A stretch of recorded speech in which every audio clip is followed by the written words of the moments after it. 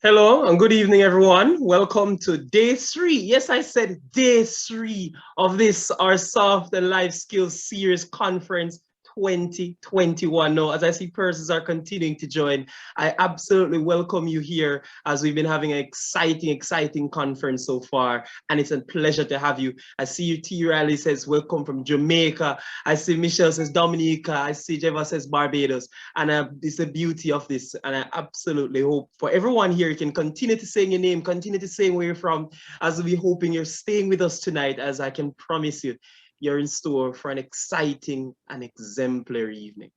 My name is Shamar Whatever, and I have the pleasure of serving as your moderator for this evening, just as I had for the other two evenings when we had an exciting time. Now, if you were with us the other days, or was this your first time? You heard that the exceptional speakers are coming on tonight and they shared you a link or you stumbled. I want to let you know that you made the right choice. It was not for any mistake. And you're in store for an absolute treat, as Miss Forbes says, she's from the Bahamas. Charlotte says from Trinidad and Tobago. So throughout the course of this conference, which we're celebrating under our theme, Navigating Life's Journeys and Leaders' Life Lessons on Their Path to Present Day, we've had a wealth of knowledge, and it's been amazing to see the conversations. You've been incredibly interactive all throughout, and I beg that you be just as for today as well. So we started off our conference hearing just about this idea. Understandably, we're in a difficult period, one in which it's understandable there'll be so much anxiety over ourselves, over our future, over what's happening right now. But it's not to completely act like anxiety doesn't exist, but to not let it affect you in your path as we continue moving forward. But we continue that discussion apart from day one to understand that at the end of the day as well, your journey will have to be unique to yourself. And in this time, it'll be very, we're very prone to watching our social media or other persons pass us along the way. But there is value in understanding your time, Serena, your season, Ellen, and yes, Rosalind, that everything is aligned with our purpose. We concluded that with our working session, talking about your journey. But Simone from Trinidad and Tobago was here all of those 2 days. And Simone saw that on day 2, we continued that with the conversation, just a lot more practical tips around how is it that I just jump from changing my career to here? What if, Serena, I wake up one day and realize my dream job isn't exactly what I want to be doing anymore? And we underscored that story, and we had a wealth of information and exciting time. Ladies and gentlemen, you're back with us here for day 3, as I see with the participants has nearly doubled by this point. And I can assure you that although I said day 3, I can assure you that there'll be no change in the information, the content, the excitement that will be filled with this evening. And therefore, it's a pleasure. It's an absolute pleasure. This evening, we have another 3 presenters who'll be going through immaculate topics. Presenters, I dare say, as I prompt them, with exceptional backgrounds and stories that truly underscore the theme that we're discussing today. So just to remind everyone just of our general format that we've been taking throughout the course of our conference, there'll be 3 presentations, leaving time for questions and answer after each presentation.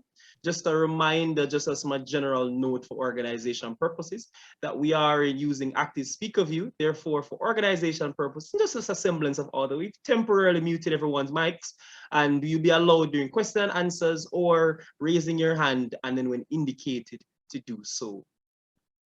Our first presentations we have this evening, starting from Miss Serena Thomas. So we'll be speaking on her journey crossing borders, breaking norms, climbing to the top. We then will go on after hearing from Mr. Kirk Brown, a story of Jamaica to the world, a man's journey out of the past into the future, ladies and gentlemen. If you would have believed that it ended there, we're not even, because we're going to go into Miss Kimarie Richardson, who'll be telling us about your purpose, how to write your own story and draft your own purpose, regardless of what's perceived about it, regardless of what anyone thinks, Miss Thomas. And that concludes our exciting and lovely meeting. As I see the smiles already, and I'm telling you, the presenters are already, as Sherry says, hello from Barbados.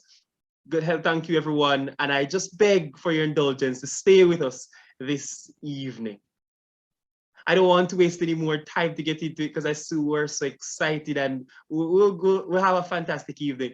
I want to just tell you a little bit about our first speaker for this evening, ladies and gentlemen, Miss Serena Thomas. She has, she's worked in so many places, just recently been promoted to field sales leader to accelerate growth at US Health Advisors. She's ultimately a leader in this health insurance sphere. She has done many in terms of even her first year in the agents with the company. She ranked as high as number 10 in the entire, not state, country, and has offered the opportunity to move to Miami to help with the opening and growth of the brand's new office. She's first started off as a senior media advertising and sales executive.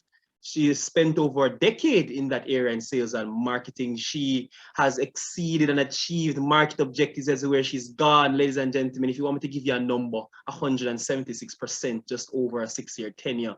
She is ranked in the top 15% in the fiscal year, ladies and gentlemen, while launching 2 successful directories, 6 products in highly saturated markets. Ladies and gentlemen, this is a lady who filled with vigor and passion. She's a graduate from the Florida Institute of Technology, a mother of 2 children, and involved in numerous community outreach programs. Just in case you are wondering, she does take great pride in giving back to the community, wherever she belongs to, and has volunteered in organizations that's feeding children everywhere. I love my city to have Miami-based, which has Miami-based projects. In that same regard, she is here to give back, to speak to all of you who are wondering about your journey or seeking to discover your purpose. Ladies and gentlemen, I'm going to welcome Miss Serena Thomas to the stage and to deliver her presentation. Please make her welcome. Thank you. Thank you so much, Kemar. That was such an exciting welcome from you. And you get a lot of energy, so I'm going to try to keep up with you tonight.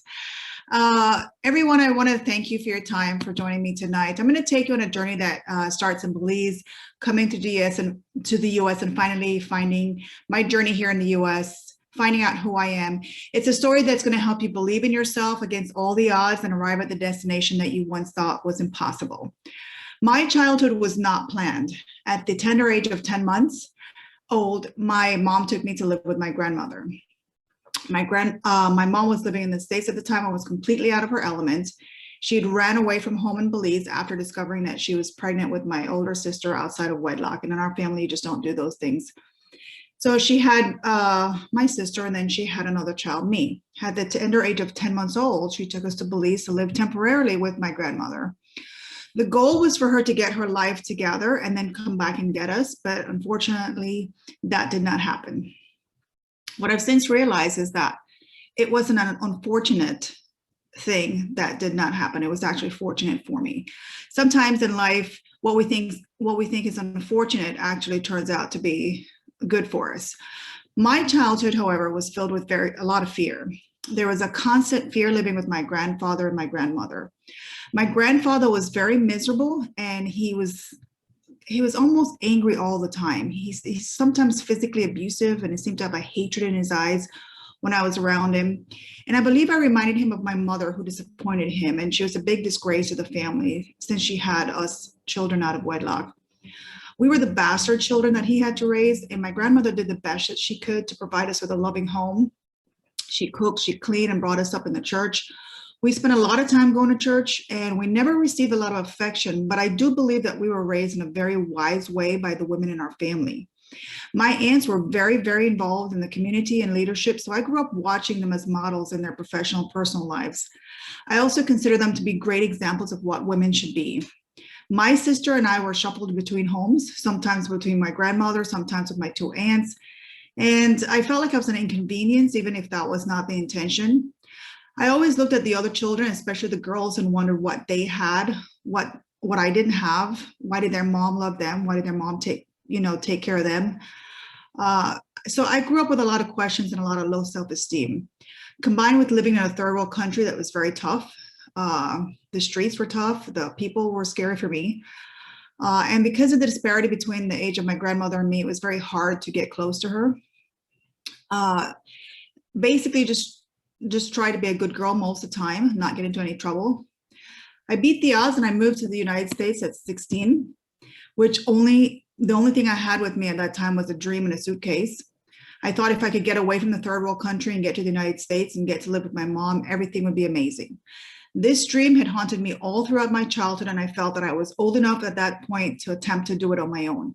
So to get to the United States, I had only one possible route, and that was through Mexico. A week I went through Mexico. That seemed like a month. It was quite an adventure. I traveled through the rugged streets. I went on a bus. We got stopped by the police, got detained, traveling through cartel roads, getting past several robbers, finally getting to the US border. Although this seemed like it should have been a scary thing for me, I actually embraced the adventure because I was off to the United States to see my mom. I would have endured anything to get there, and I would have been okay with whatever happened as long as I made it to the US and made it to the Florida Keys where my mom lived.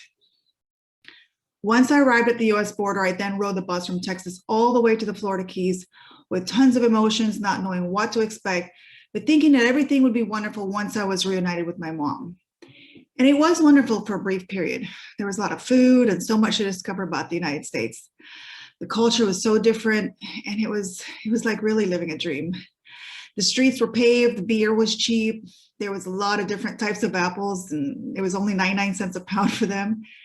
The music was so different. It was not as fun as reggae, which is in Belize, but it was still fun. Rock and roll was still pretty cool.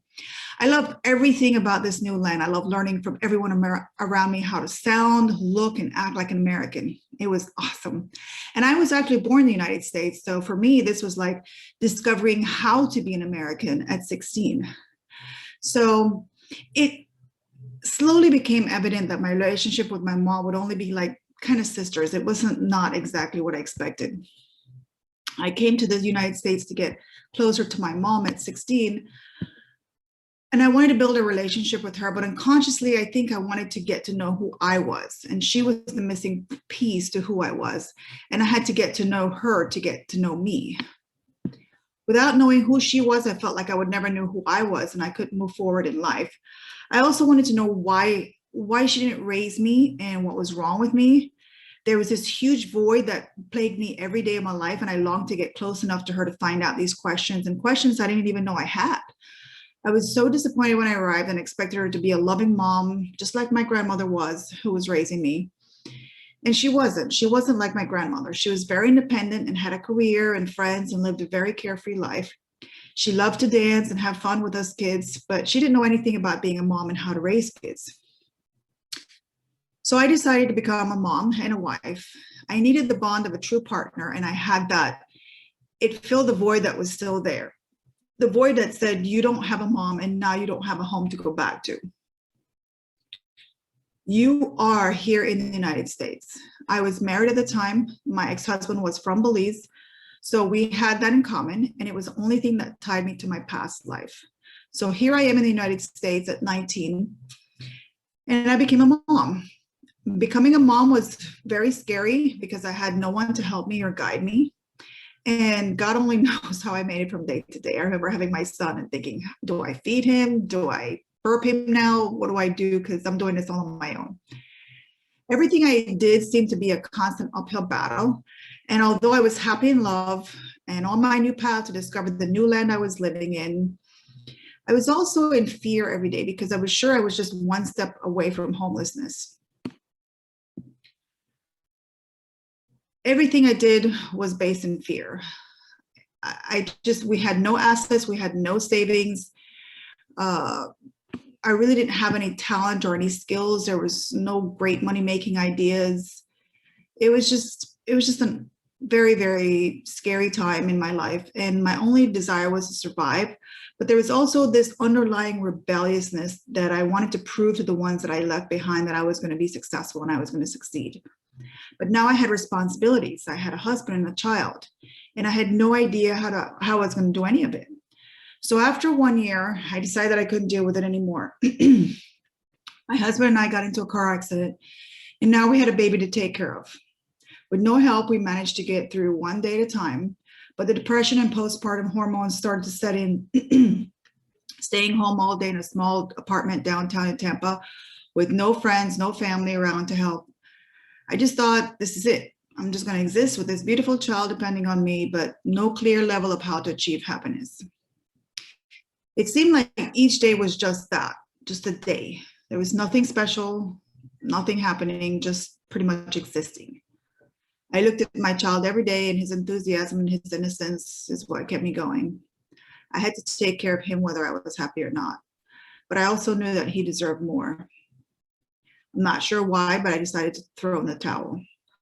All the anger and disappointment in my mother and our relationship had risen to the point where I found myself in a position I call midnight in the garden of good and evil. I wanted to be the best and the best, and I didn't care if that was the best in a good way or the best in a bad way. I was going to be amazingly good or amazingly bad. I wanted to be somebody, and I wanted my mom to think I was somebody. So we visited my in-laws, and we had planned to go through a divorce, and I was going to be a single mom. I don't know why I thought that was easier, but I thought it was better than faking it through a family dynamic that I was not contributing to. Since I was unhappy, the best thing to do was just be happy by myself. This decision, however, didn't last very long. Once I saw how happy my husband and child were interacting with my in-laws for the first time in years, I saw a faint glimmer of hope. Help for me as a new mom would also be nice, and my husband will also have a man around to help him be a great husband and a great father, with my in-laws being mentors. So we decided to give it a shot, have them mentor us, and if it didn't work, I just figured, well, we could go back to our plan of getting divorced. This faint glimmer, this brief vision, was a tiny spark that would eventually lead to a step-by-step journey that led me to my destiny. A destiny that would eventually make the spirit of my life seem like a story instead of a reality that I actually lived. My mother-in-law was the woman that changed my life forever and met me in the crossroads of that proverbial garden. Her name is Betty Thomas, and she believed in me more importantly, she taught me that God loved me. I remember telling her telling me things like, you're a princess, and if you were the only one, Jesus would still die for you. And over about 6 months, she slowly breathed life into the shell of a soul that I was. She gave me unconditional love. She made me feel smart. She encouraged me to go to college, to eat healthy, to work out, to love myself.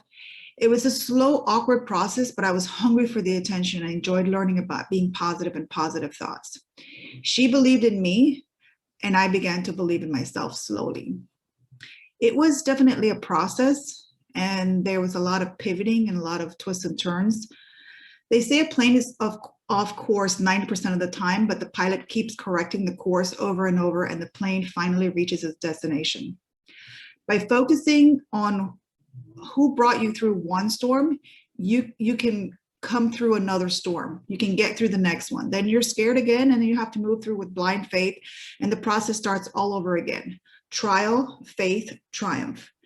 This is a cycle that seemed to continue for me for the next few years as I developed into a young woman, and my experiences made me more and more confident in my ability to make it through this thing called adulting. It seemed like God and me were walking and talking every day. It was mostly fun, but I also saw the need to let go of years and years of baggage. The heaviest bag was the one that contained all the resentment and bitterness towards my mother. This bag was also the one that contained my self-esteem. All the feelings of unworthiness, self-doubt, and shame of being a giveaway, I labeled myself in that way, a giveaway, someone who's not normal, not loved.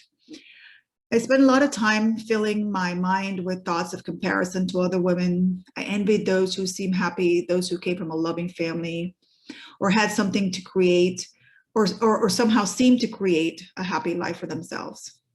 I was not only jealous of them, but I despised them. I could never see how I could be like them. So I was determined to see them as different. They were among the blessed, and I was among the cursed. They were happy, I was hopeless. They were whole, I was damaged. I just felt that no matter how much I tried, I always would be a damaged goods type of person. This vivid realization haunted me and taunted me with all types of negative and destructive thoughts. But the work of my mother-in-law was developing. All the inner voices and doubts and fears were being battled by her teaching. My involvement in the church was also a great weapon against all the negative thoughts. I did well sometimes. Sometimes I did not do so well. It was like I was having negative withdrawals.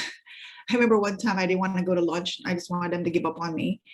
And they didn't. They encouraged me to come, and they showed me unconditional love. They said, no, we want you to come and we love you. And I broke down and cried because I wanted them to give up on me, but they wouldn't. I couldn't understand because I didn't feel worthy, but it was also a very vulnerable time for me. And I knew I was being transformed. I could actually feel that transformation happening. I started to see that it could be possible to be a happy person, create a happy home, and perhaps just become a whole, awesome success. Slowly, but slowly, day by day, this transformation continued. Although there was a lot of back and forth, a lot of learning, teaching, practicing, wins, setbacks, I knew that the faint spark that was ignited would now lead me to this new vision that I had. And the feeling of being able to accomplish that was the fuel that kept me going. I could do this. I could make it happen. We can do this. We can make it happen. I can have the family I dreamed of. I can be a success. I can be normal. We can be the American dream. We can become the American family. The possibilities were now endless. Once I looked through the peephole at the new world that was filled with joy, happiness, and success, and saw that the slight shift in my mind could make it all possible, well, this was an intoxicating drug. I wanted more and more. I was exhilarated, inspired, motivated, but most of all, happy. I was going to be able to walk out the process into fulfilling a desire that seemed both elusive and persistent since I was a child. The little girl who stared at all the other little girls who had a happy childhood, who had happy relationships with their family, was now able to bring that dream to her own children, was now able to heal and love the inner child within herself that longed for that. It was a simultaneous parallel journey that involved the old with the new.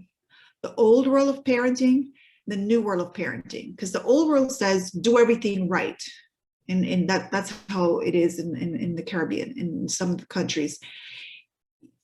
If you do everything right, then you're respected, you're loved. But if you don't do anything wrong, if you do things wrong, then you're scolded and you're shamed. And what I did with my children was I celebrated what was right, and I got the same outcome. I felt like I was a lucky woman who had this inside secret, the inside secret that no one else had. And so I focused on what was right with them, and I also focused on what was right with me. Don't get me wrong, I did teach my children right from wrong. I did talk to them and teach them to communicate and to express themselves, to do unto others as they would have done unto them. But I found that it was easier to have good behavior from children who were loved, being praised for the good, as opposed to being oppressed and scolded and shamed for what they were doing wrong. I walked around like I was a new millionaire. I was encouraged by my mother-in-law to go to college. She saw within me a level of intelligence that I didn't see within myself. I did consider myself smart, but I didn't think I measured up to the level of private university. I did apply to the private university, and I had to go through the community college route, which was good because I was able to have success at the community level, and then eventually moving on to the higher level of the second level of college. This was very exciting for me, educating myself and becoming the first in my family to graduate from a university. It was part of the pioneering spirit that I felt was running through my veins. Although at times I wanted to quit, I felt that I was also paving the way for future generations to come. Either way, I was becoming more and more proud of myself with each tiny win. I became obsessed and elated with succeeding. I just wanted to win at everything, and I wanted to be the best, and I wanted to be, I couldn't take B's or C's. I got A's in everything. Unconsciously, this growing to new heights was spreading also in every way, in every area of my consciousness. This new positive thought thing was addicting. And every time I habitually defaulted to anything negative, I was reminded by my in-law that this was not serving me. Eventually, after they moved away, although feeling very new to this, I was able to do just that with God's help. I was able to sustain and grow and keep this new way of thinking, this new way of being, this new way of living, this new way of loving in this new world. It was a beautiful world now. It was an exciting world. It was my world, and I loved being in it. I loved my family, my husband, my children, and they loved me. Being in church as an adult was also a new journey. I was experimenting with good and bad. I would have a few drinks with my husband, but feel guilty. But then I also realized that God loved me, and he loved me unconditionally. He would support my journey. I heard from him directly during these times, sometimes clearly. My child, I love you and you are mine. I developed a freedom. I let go. I learned that as long as I listened to his voice and his guidance, that I would know what to do. I wanted to be the best wife. I wanted to be the best mom, and knew that no matter what I read, heard, or was taught, I wanted his guidance over all that. So I prayed, God, give me the wisdom you gave to Solomon. Make me the wisest person. That's all I wanted to be. I'm yours for the molding, for the shape, for you to shape me into the woman that you would have me become. And it was the most vulnerable, the most sincere prayer that I have ever prayed, because I used to pray for a car or a job or different things that I would consider in the gimme department. But this time I didn't do that. My mother-in-law taught me also, seek ye first the kingdom of God and all these things shall be added onto you. Well, I wanted all the things to be added onto me, so I thought I would just seek the kingdom of God first. And it turns out that that's what I needed to do. I needed to seek him, not the things being added on. Because I was seeking God's purpose for my life, I enveloped my life and my thoughts with his desires. I was constantly seeking him, which eventually led to that prayer. The prayer that said, all I want is wisdom. You can keep everything else. Just give me wisdom to do my best, be the best, and to make the right decisions, to be the best wife and to be the best mom. It was a simple request that I felt if I could have the wisdom God gave Solomon, then no matter what I become, I'll be happy. Knowing that I would be in alignment with his wisdom, his will, I knew this would be the only place of true peace, joy, happiness, and love. At 36 years old, I found myself divorced and I had never worked to provide for myself. This was like moving to the United States all over again. No experience, no history, no idea what to do, and no one to rely on. I prayed like I never prayed before in my life for God to help me make it. I cried myself to sleep many nights and did everything possible not to let my children worry about how we were going to make it. I told myself, all you have to do is get through one day at a time. In some ways, though, I feel like all the trials and the tribulations that I've been through before had prepared me for this moment. This time I would really have to rely only on myself and God. I had 2 friends and that was about it. No one else to help me emotionally, financially, or otherwise. I decided I would have to make it, but have to pull every ounce of power that I had learned to use from my past to make it through and create a future for myself and my 2 teenage children. My ex left me penniless. I had to go crawling to my mom to help me. She barely had anything, but she did her best. And I did get a job after 3 months. I spent 6 years as a senior media executive position where I was fired once and promoted twice. I would pray every day for God to give me clients to help me stay employed. My boss was always wanting to fire me because my production was sometimes low, but then it would be really great. So she kept trying to work with me. She knew I had all the talent and all the skills, just lacked the experience of being a full-time employee and having to punch a clock every morning at 8 o'clock. I could feel God's hand involved with her heart to work with me. And I knew I was a handful for her. And I wish I had the experience to make it a better relationship for her. The only thing that saved me, somehow I always made my quotas and bonus. I always did good with the sales. When I was on probation, somehow the blessing would show up and I would exceed my quota and necessary to keep me going. It was definitely a faith walk every day. After 6 years, I had the confidence that I would be okay to be able to provide for myself and my children. And I was able to provide a great life for us. During these 6 years, I also pursued acting at the local theater. This filled my heart with unmeasured joy. I was fortunate to be cast in play after play for 2 consecutive years, doing a total of 6 plays and establishing myself as quite the actor. It gave me the refuge from dating and provided me with the fun I needed in my life. My friends from work all came to see me, and this was a very exciting supplement to my work. I got such rave reviews that after 6 years and saving plenty of money, I decided to do a little acting and take some time off. I spent 2 years pursuing acting full time until the money ran out. These years were the most fun I've ever had in my life. Acting was very natural for me, and I was in such a place of peace and purpose when I was on the stage or in front of the camera. I felt a calling to it, but realized that if I were to stay in Florida, there would be no money in acting. So I came back to reality, got a job as senior sales executive at Canon for a year, left that to work for U.S. Health Advisor as a health insurance agent, rose to the ranks of being number 10 in the country at the end of the first year. I got promoted, offered the opportunity to help open up the brand new office in Miami, and been here ever since. Dating for the first time at 36 was like being a fish out of water. This was a very scary and very adventurous time as I spent a lot of energy and time getting to know who I was. Although I was very interested in finding love, I also wanted to use this time to be alone and learn about my life on my own. It was very difficult being alone for such a long period. I dated a little bit here and there, but nothing serious. I didn't seem to have very much luck in that department. Maybe unconsciously, I was sabotaging myself because I really wanted to be alone and have the time where I wasn't trying to please anyone, not my grandmother, my mom, or my husband. I loved learning how to be independent, even though I was incredibly scary and full of trials.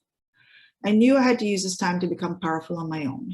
I made a lot of friends and became a single, thriving mom. I am now fortunate to live in a beautiful condo overlooking the Biscayne Bay in downtown Miami. My business is flourishing, my children are well, my friendships are solid, and my past is my foundation. I am a confident businesswoman who feels that there's nothing in life I can't overcome. The dream that I had is manifested. My mom and I were able to create a beautiful relationship until she died 6 years ago. We were as close as any mother and daughter could be given our experiences. It broke my heart when she died because I felt I wanted more. But I was also grateful that I had 10 years with her and the beautiful memories that we had. My story in words of encouragement could be used for business, could be used for any area of your life. You need to embrace the unexpected. When we're young, we're fearless and we're stupid. We're carefree and somehow feel that no matter what we do, it'll work out. It's called being young. We think, what's the worst can happen? Kids don't worry, only adults do. However, behind that fear is everything we ever dreamed of. I'd like to encourage each and every one of you listening to find the beauty within yourself. Even if you can't see it, let nothing stop you. Look back at that little girl, that little boy within you, and talk to him. Talk to her. Tell that child, you're going to be a badass. You are something special. You are powerful, but most of all, you are loved more than you ever know. And that if God loves you enough to send his son to die for you, then at least you can live a life that's worth saving. No matter what you think of yourself in the moment, you can get past it and use it as a stepping stone. Go back to the carefree person you were, the one who believed anything was possible, who had a blank canvas and who was excited to take on your own life. Make it your own, make your story your own. Not what anyone thinks it should be or approve of, but what you think is best, the direction you would like to go into, the path you want to take. When you find yourself in the garden of midnight and evil, of good and evil, I pray God finds an angel and sends them to you to bring out the best in you, to show you unconditional love. But most importantly, to show you how to love yourself like never before. Look for examples of success in the past. The breadcrumbs of your past exist to show you how far you have come and to light up the future with new possibilities. Look at them from time to time. Look at what magic we can create. Look at what dreams we can accomplish. You manifested that. You need to go back to being that person, the person that lives without fear, living with just a suitcase and a dream. Live fearlessly and see what you can accomplish. The pieces will fill themselves in. They always do. God says, ask and you shall receive, not beg and you shall receive. So relax, you got this, you will win. You will lose sometimes, but you'll bounce back and you'll be proud of everything you accomplish. But most importantly, you'll be proud of the person that you become. And know that it doesn't matter how you started, but how you finish. Have a good night.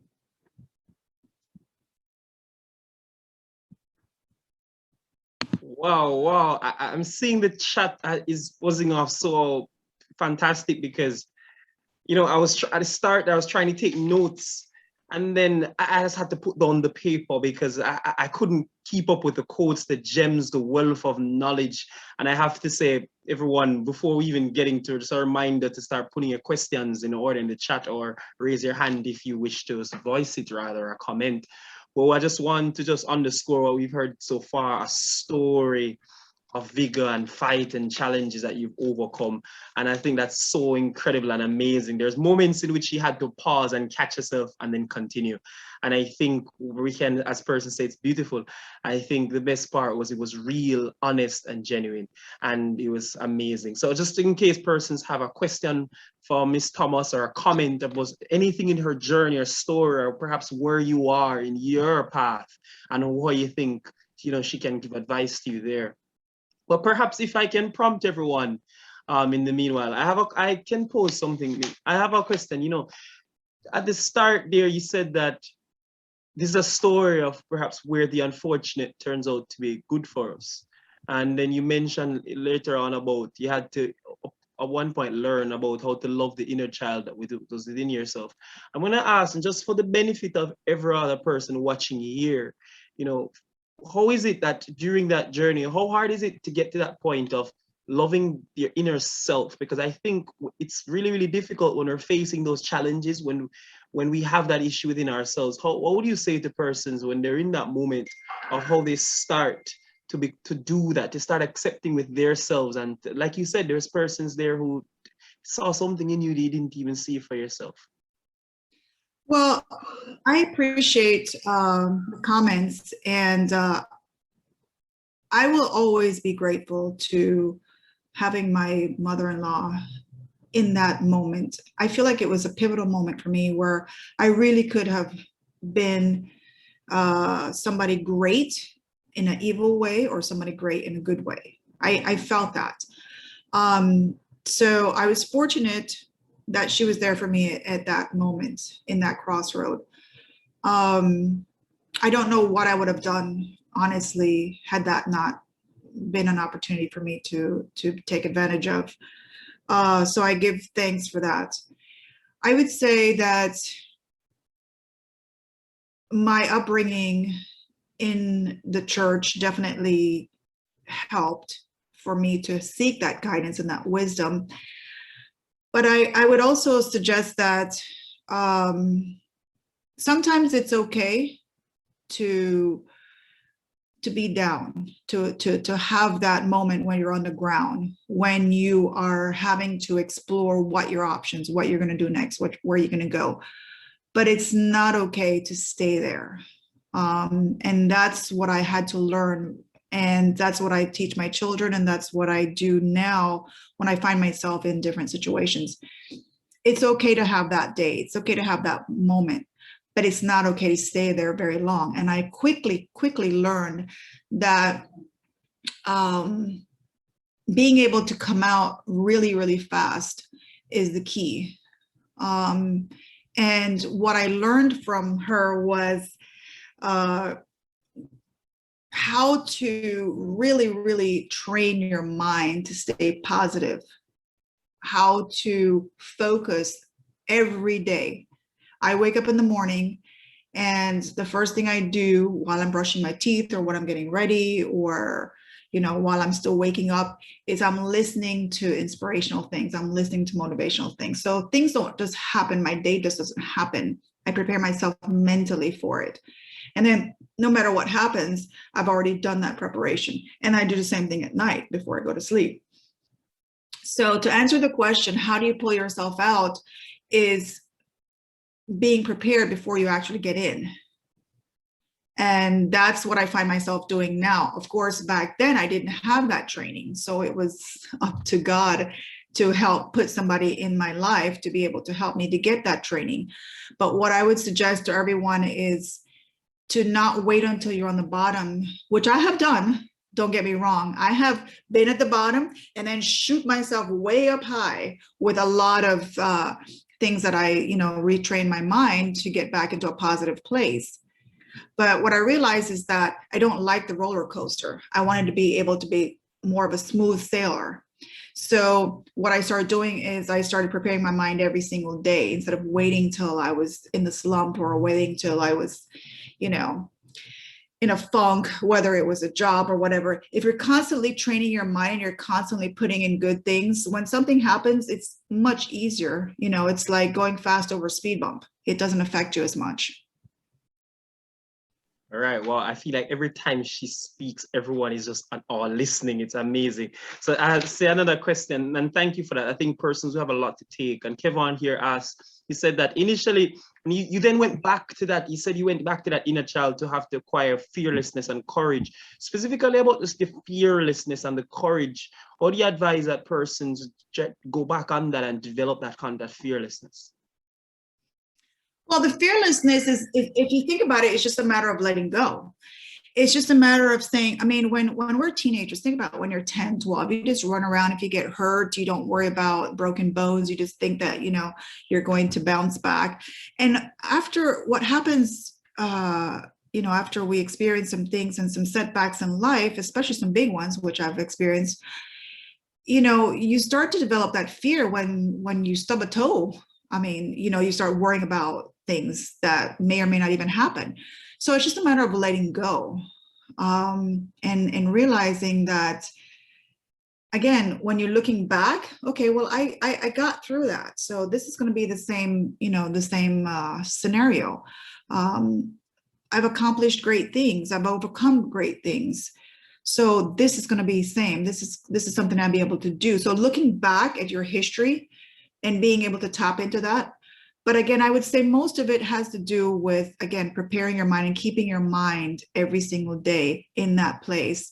But tapping into your inner child, could be as simple as, doing childlike things, playing, going to a park, running, doing things that give you that freedom, that give you that sense of childlike innocence, and removes the fear. I don't watch the news. I don't watch things that bring fear into my life. I don't watch a lot of those things. I don't listen to conversations that are fear-based. And so being able to keep that mindset, I think, is key. And just being able to let go and, having that freedom. All right. Thank you. Amazing. Ladies and gentlemen, we don't watch things that bring fear into our lives. We keep far from that negative energy. Write that one down. And I want to just pivot back on something you said right there, just for the benefit of everyone. Again, you mentioned just from the start of your story, many persons understandably coming from whatever country they might be into the US at that age, it'd be a difficult transition. And early on, you mentioned that you had a want to succeed. You had a want to be able to get, you knew I wanted to be the best. If it was bad or good, can you just tell us, for the benefit of everyone, just how important that kind of mindset is, just to continuously have that? You had that from the moment at which you were 19, or perhaps leading up to 19 at that stage. It just kept you moving on forward. Tell persons just about that. Well, having that passion, having that desire, it could be good or bad. I mean, if you think about it, drug dealers and, they have quite a bit of passion for what they're doing, and they want to be the best of the best. And, they get up every morning and they hustle and they grind and, they do it, but it's not for legal, it's not in a legal way. So, having ambition, having desire to prove yourself, could lead to things that are not necessarily, in a good way, in a good path. Having that desire, I think, for me was based on proving myself to my mom, proving myself that I was worthy. And what I found recently is that I've had to transition from the person that uses pain as fuel into power, and just be the person who has power without the pain, because now I'm not in pain. I don't have any pain. I don't have that same motivation. For me, before, the pain, I used it as fuel. A lot of people do that. They want to show people. They want to show everybody else who they really are. But most of all, what they're really trying to do is show themselves that they're important. And we don't realize that when we're going through that process. It's after the process is complete that you realize you don't really care what other people think. You were trying to prove to yourself all along that you were somebody and you were somebody special. And then when that's complete, now what do? How do you continue to stay motivated? So for me, that's been things like proving to myself, that I can accomplish the next level, doing it for the fun of it, doing it for for the excitement of it, for the pleasure of it, doing it because I can, because I'm in a country where I'm free and I'm a woman and I have that opportunity. And I just got back from Morocco and different countries where women don't have the opportunity to do the things that I'm blessed to be able to do as an American woman. So doing it from a place without pain is different than doing it from a place with pain, because pain is a good motivator. I mean, you can work a lot when you're under pain, and you can use that stress and that place to accomplish great things for one particular reason, which is to prove yourself worthy. But then when you realize, or after you've made that transition now, and you're okay, and you've overcome all the things, and you no longer have the baggage and the pain, and all that stuff is good. Like I had with my mom, we had a great relationship.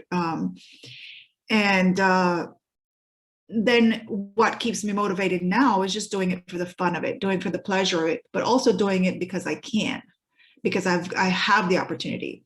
And one thing I always tell my children is God gives people different talents. And if you don't use it, it's almost like a slap in the face to him, because he could have gave it to somebody else. So I do it because I have the opportunity to do it, and I should do it for that reason. And because it's fun. Success is always fun, right? Winning is always fun. It never gets old. Yeah, it really is. And I especially love the point there about how, in the beginning for you, it was about, impressing your mom. And then you added as the point of a lot of persons with us, you're using that pain, you're using whatever it is that we're using that intrinsically motivates us or drives us along. And you said another thing there along with later on, which was, know that during that process, it's okay to be down. It's okay to, not be okay one day. But I underline here, but don't stay there. And I take the point, especially that what you said was, sometimes even before you got to that stage, you ensure that, you prepare before you even get there every single day. And I think for persons watching here, that's really something that we should note down, which is so important. And it's actually that we shouldn't stay at that point. And every single day, even when one day was just any other day, just continually working on it. As Miss Harris, certainly Harris asked in the chat, thanks for sharing. Have you written the book? That's it. The book, I've thought about writing a book, but I'm so excited doing the speaking at this point that I'm considering. Thank you very much. It's very kind of you to say. No, we are making absolutely no complaints of what you're speaking here for us today. It's been amazing. I don't believe if persons don't have any more questions or raise hands. I want to just, I guess, ask something else as I try to round everything out and bring it back all together. So you've told us just this incredible, honest and genuine story of pain and how it is that, you've overcome that and you're doing so much well now. What would you say, especially to where you are now, that you would tell persons just taking things away that they can about that process in between when you start to try to move towards not making it be okay, and then it doesn't come immediately, it won't be a quick process. What do you say for those persons who they might listen to you, Serena, and to say, okay, I'm trying, I'm going to do it, but they stepped out once and it's getting worse, it's not getting better yet, it's not changing yet, and over time it starts to wear you down. Like you said, we can be using that pain, but it's wearing you down. What do you say to those persons that they're trying and it's not working out and they're going to lose confidence? Well, what I would say to that person is that, I watched this video and there was this little tiny plant that was growing up through the ground. And as soon as the plant was making it through the ground, the person stopped believing and the plant went back down into the ground. So, and of course, we've seen the memes and we've seen all the different,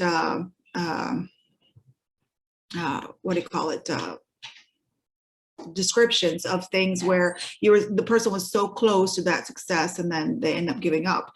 I would say don't give up. I mean, it's easy to say that, and I can tell you honestly, when I was, the first few years after my divorce, I don't know where I got the strength from. I really, really, truly don't. And I can relate to anyone who's going through those periods because it was the scariest time for me. I mean, I had no money in the bank. A lot of times I would just, barely make it to the end of the week. And as a woman, it's easy to just say, okay, well, I'm going to go find a man to take care of me. But that's not what I wanted to do. I wanted to make it on my own. And so I had to learn just to make it one day at a time. And sometimes that in and of itself is a win, just making it from sun up to sundown. And I remember driving in the car sometimes at work and thinking, okay, you just got to make it to the next hour. That's all you got to do. You don't have to make it to the end of the day. Just make it to the next hour. And just, keeping your mind in that place and constantly looking around at that time. Again, working on the mind is everything, and making sure that I'm looking for things that are good. Oh, that was a nice tree. Oh my God, look at how the leaves are, looking for things that can keep you in a great place when you're not in a great place. So being able to trick your mind into that place eventually will get you to that place a lot faster. And that's what I've learned over the years, is that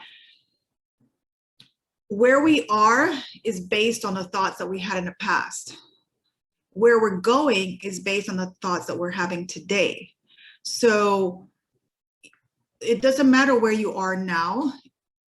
If you continue to think about what's going on and it's not going well for you, then you're just going to bring more of that into the future. So you have to trick your mind, and you have to make sure that you stay in that place where it's going to be great. It's going to be wonderful. And the mind doesn't understand, or the mind doesn't know what's, when you're telling yourself something is going to be okay, it goes into that stage. Everything starts to come in based on what you're telling yourself. So I would say it's easy to say don't give up, but if you can't make it to the end of the day, just make it to the next hour. I can tell you that not only with the first job I had, but even this job that I have now, there has been many people that quit.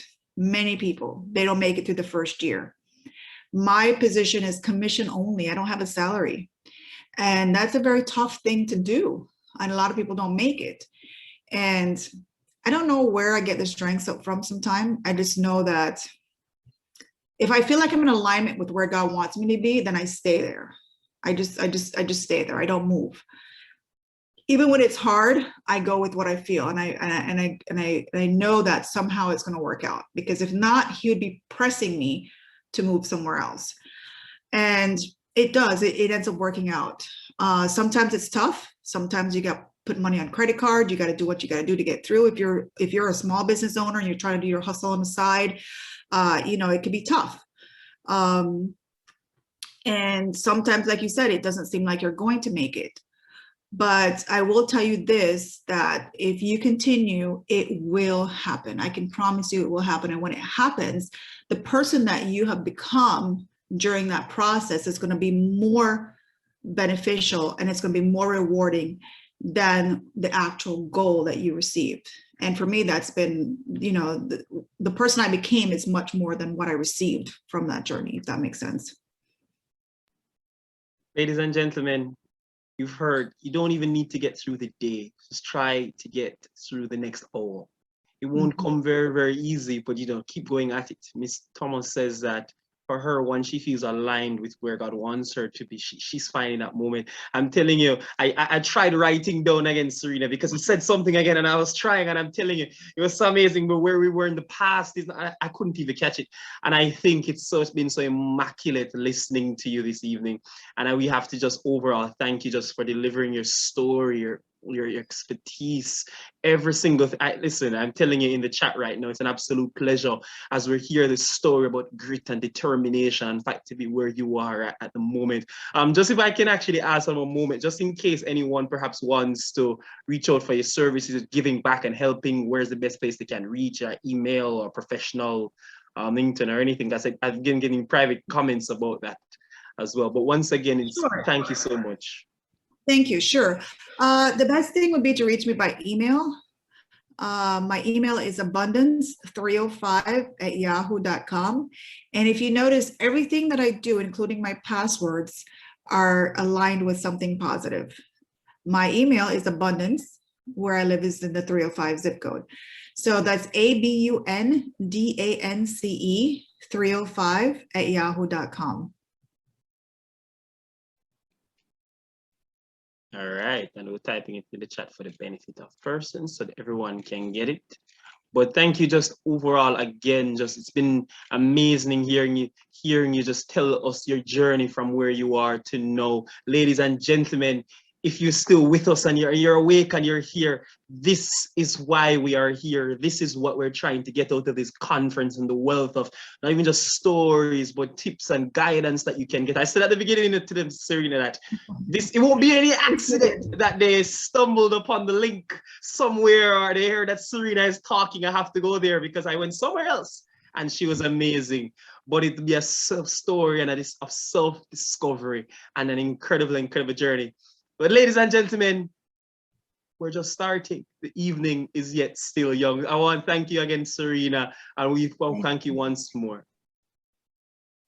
As Kesha says, absolutely wonderful, everyone. I want everybody to just typing in the chat, saying how you're loving this day 3 so far. Say you're loving what you've been hearing all throughout from our first presenter. Kesha says applause, applause, applause. Melissa says wonderful, wonderful. If you're awake and you're still in Zoom and you aren't on Instagram at the moment, then just tell us. Saputan says excellent.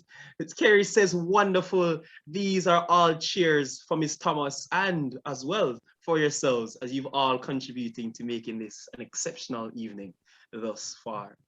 But I said we're only beginning, and I think perhaps our first presenter has given us started an exceptional conversation that will soon be continuing on, because our next presenter will be talking to us about his journey from Jamaica to the world, this one man's journey out of the past into the future.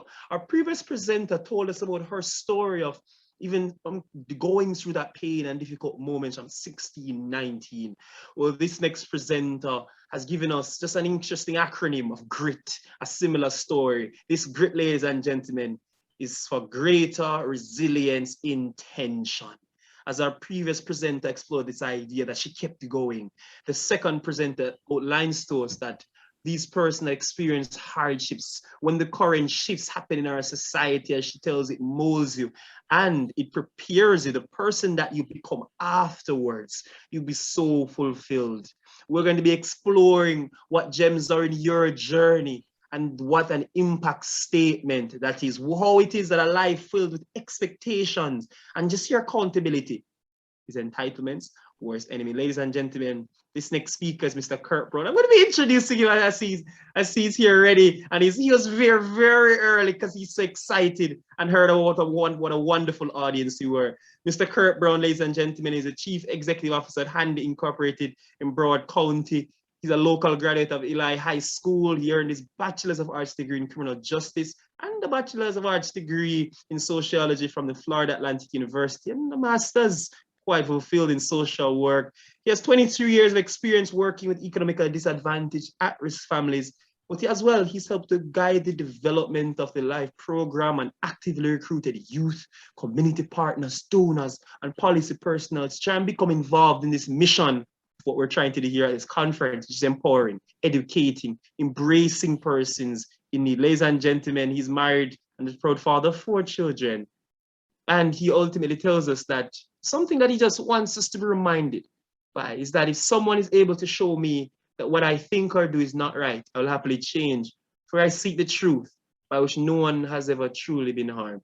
It is the person, ladies and gentlemen, who continues in his self-deception and ignorance who is harmed. Ladies and gentlemen, please welcome our second presenter for the evening, Mr. Kirk Brown.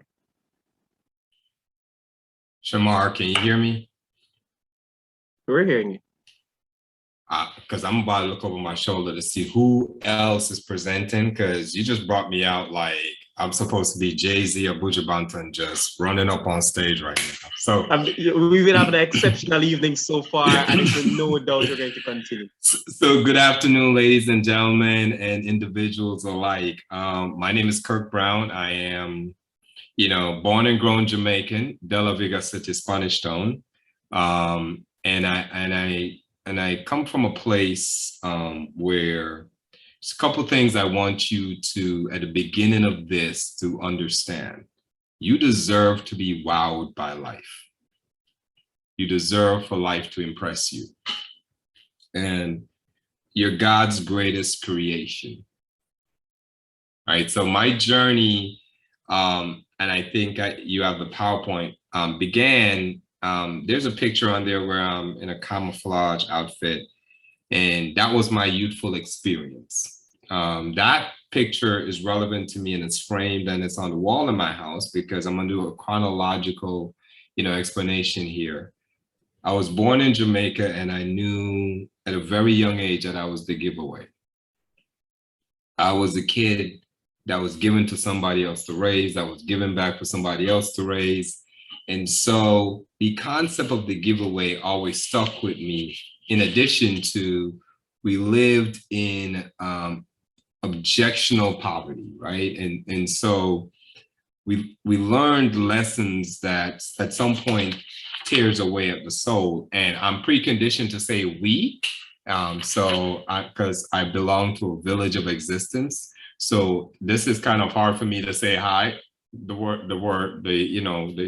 To say I is really, to me, a very difficult concept when I explain things.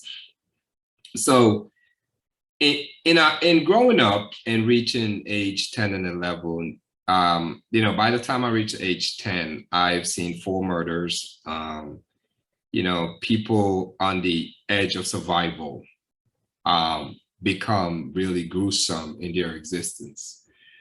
So we bounced through different homes. We, at this age, I am the giveaway kid, but I always love weeds, not weed, weeds. I remember seeing flowers grow outside, because I spent a lot of time out there because it was hotter in the house than it was outside. And sometimes the house had half a roof and not a full roof, right? And I would see flowers, but what really stood out to me was the weeds. What was very exceptional, second slide, please. What was very exceptional to me was the weeds, because I found beauty in the things that grew really fast. I found beauty in how they were arranged. I found beauty in the fact that other people call them weeds, but I saw something beautiful about them. My mother, wonderful woman, domestic violence situation, 6 kids, had to come to America to make a better life for her children in Jamaica, and they are surviving. And so in that essence, we got shaped by our social environment. And in our social environment, in the neighborhoods that we bounced through, were players, pushers, killers, and people who were just reacting to a social existence of survival and became pain relievers. And what I mean by pain relievers are people who search other entities in our society to express their pain because they couldn't understand the human condition in which they were going through. And very early out, a guy who could barely read introduced me to philosophy. Socrates, Aristotle, Friedrich Nietzsche. He could barely read. And one of the concepts that he would say to me over and over again is that you're responsible for your life and its outcome. No one else will live your life. I'm 11 years old, but he drilled it in every time he saw me. So I'm the product of the impression of the guy who couldn't read. I learned how to spell from a guy who could not spell, but could spell one word right, captain. The first time I learned how to tie a tie, I learned to tie a tie from the garbage man. He sat down and showed me how to tie a tie. The first time I asked somebody out, a total stranger from down the street saw how I looked at somebody and said, "This is how you act, sir." So my social environment, although polluted, had what I would like to call desert roses. If you've ever seen the desert rose, it's a very beautiful plant, but it grows in the desert. It's beautiful and it needs very little water in order to exist. That is the reverence that I have for the people who lived in that social environment amongst the other people who did deviant actions. I also saw people do deviant actions, but came home and tried to take care of everybody else around them. So I was always able to say it's not all darkness. All I'm wearing full black because black's my favorite color. It's not all strong darkness. And the perspective while you're in your social environment is really relevant, especially when your social environment is one that is filled with pollutants, and how you see yourself in the situation. Because chaos leads to a deeper thinking process, I believe. It can either create scars or it can create stars. And you have to figure out, who am I in the tragedy? Am I my own victim? Or am I, or will I become my greatest asset? And those are the things that I learned at a very young age. And one of the things a teacher, a math teacher, who knew I was from the wrong side of the tracks, sat me down and elegantly tried to push into me. And I was arrogant. I was rude. I was just like, I don't even know why you talking to me. You wear ugly clothes. I was that kid. I was not polite. I didn't go to church. I didn't have any respect for God. I knew God didn't come to my house, so I didn't go to his. I had no explanation for it as a kid. So this man poured into me and sat me down and basically looked me straight in the face and said, "You are extremely brilliant. You just don't know it yet." That was the first time anyone ever said that to me. And it scared me. It scared me more than knowing I could run fast. It scared me more than hearing gunshots at night, because I didn't know anybody else that was thinking. I didn't have any example of people who knew they were smart and said they were smart. So hearing the word intelligent was like being called a bad thing for me, because I didn't know how to do that. Right? I knew other things from my social environment. I knew how to survive through other things through my social environment. I knew how to sleep under the house when the shots were going. I knew to climb on top of the roof in case somebody ran in the house. I did not know how to treat the element of someone saying there is good in you. And so that scared me until he said, take 15 minutes every day. Think about your day, evaluate if you were the greatest you. And I was like, what? Me, the greatest me? That, I looked at him and I was like, is he high? Because I was like, me, the greatest me, the word greatest and me in the same sentence was kind of like an insult also. Like it was something I could wrap my mind around.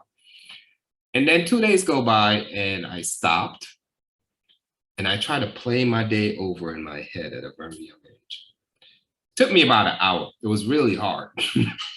And ever since that day, maybe once or twice a week, I just stop at the end of my day and play my day over in my head and ask myself that very selfish, but I thought was the most super arrogant question to be asked. Was I the greatest me today? So it sounds very simple, but today I do it in 15 minutes. Back then it took an hour. The other part of this chronological age is I didn't want to be a victim stuck in a very incomplete book. So I got to 15 years old, got to fifth form. For my Caribbean people on here, you know what fifth form is. And then it was like, wait, if I achieve this, I have no money to go to college. Okay, let's not get my hopes up. Deuces, I'm out. Bye, guys. And it was an incomplete book. And then my mother sent for her children from Jamaica to come to this very interesting place, America. And I get here on a Wednesday and had 2 jobs by Saturday because people were hiring. And so walked in, got the job. Then in the same parking lot was another company, and I got 2 jobs because I had time, and I'm not allergic to work. I've been working for a very long time as a child. So at 16 years old with 2 jobs and going to high school in America, based on the blueprint of my life, that was easy work to me. And so one of the things that really stood out to me is your blueprint and your sociological investment. I flew through high school here, I flew through it. I wasn't consumed with fitting in because I grew up in a subculture of individuals that fitting in the wrong crowd equal death, literally sometimes. So I wasn't overly, and I still am not, overly invested in fitting into anybody's group. So the high school experience was more like, let me get this and go to the next level. Entered college, and of course, I'm Jamaican, so it was either I'm going to be a doctor or a lawyer, right? And that was drilled into me. That is the greatest sociological investment, engineer, doctor, or lawyer. And I was like, okay, I'm good. I'm going to go do that. They make a lot of money. And I chose law. And on my way to being a lawyer, I stopped on a college campus at Florida Atlantic University. I applied to 7 colleges and I got accepted to 5. And my mother, I am the son of the maid. My mother, when she was working here, would clean people's houses. And I remember one day when I got here, she was expressing to me the toilet that she had to clean 3 times.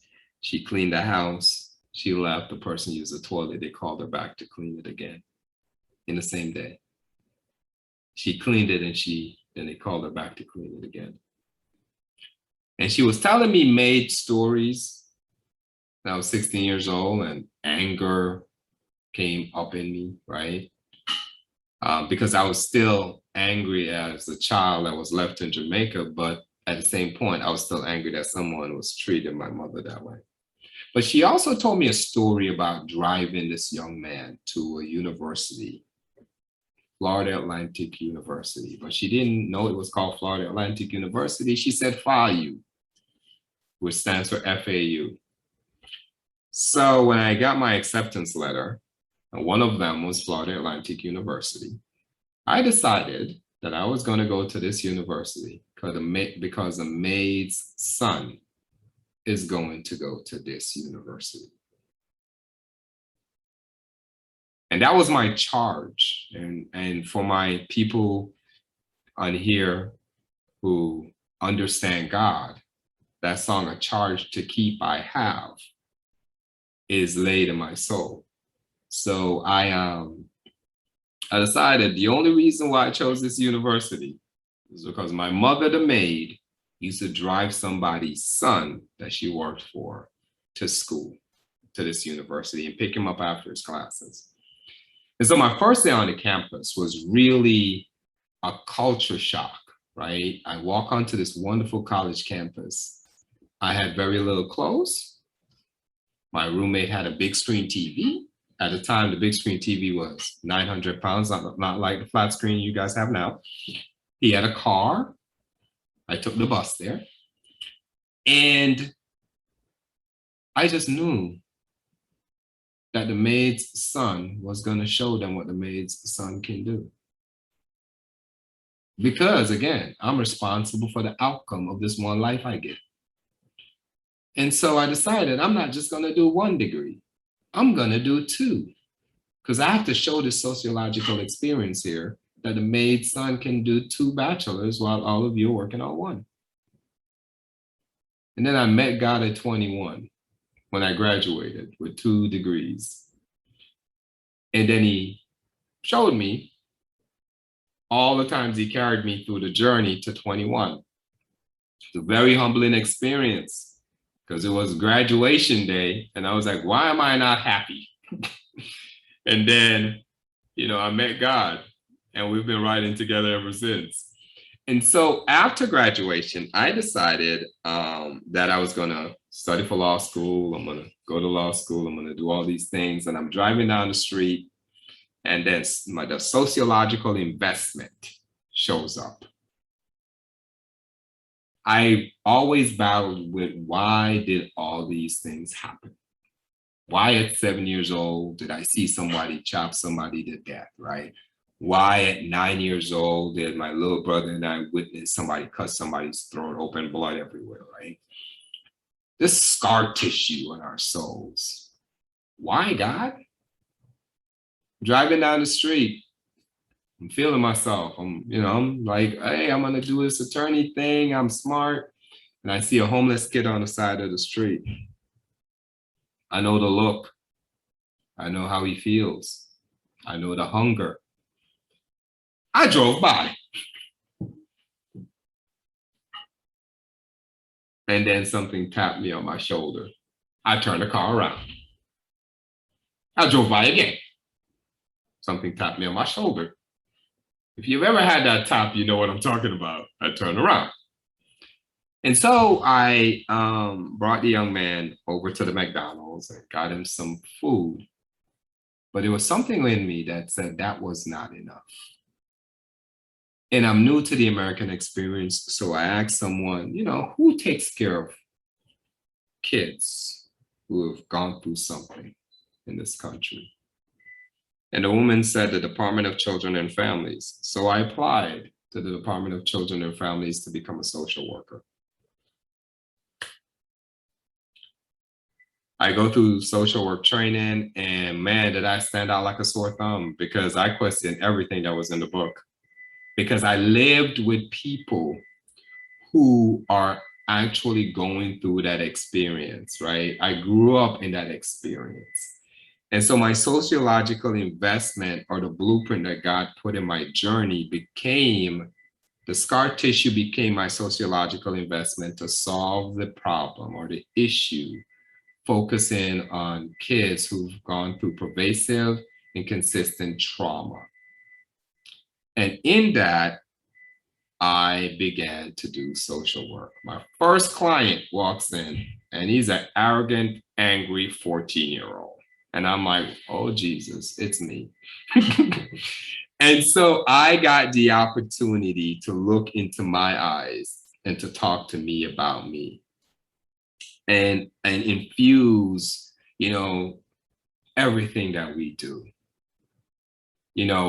All the theories, all the strategies, all the treatment, all the positive reinforcement language, all the needs is there, because I'm sitting across from this individual with a lived experience.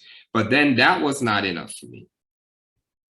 The scar tissue is bigger than just talking to one kid. The scar tissue, in order to become the scar tissue, needs to be a bigger sociological investment, because after all, I am God's greatest gift to me. So I have to really take this gift and make God proud. The investment of the journey and all the scars have to equal to something that is greater than the sum of the scars. And so I started looking at community change, because I was invested, and still is, on the achievement of what can we do to fix communities. And also look at not living a reactive life, but live a proactive life, because reactive lives leave areas for toxic involvement.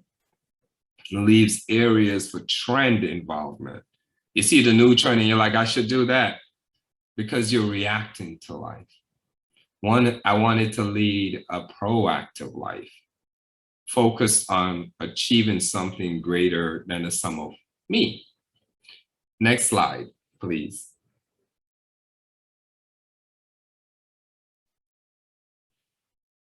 So I get into social work, and I decided that I was going to go work for a nonprofit to work with abused, neglected kids from a strong traumatic background.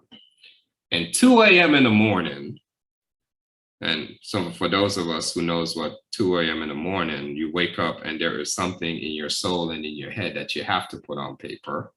You know how very interesting that concept is. So at 2 a.m. in the morning,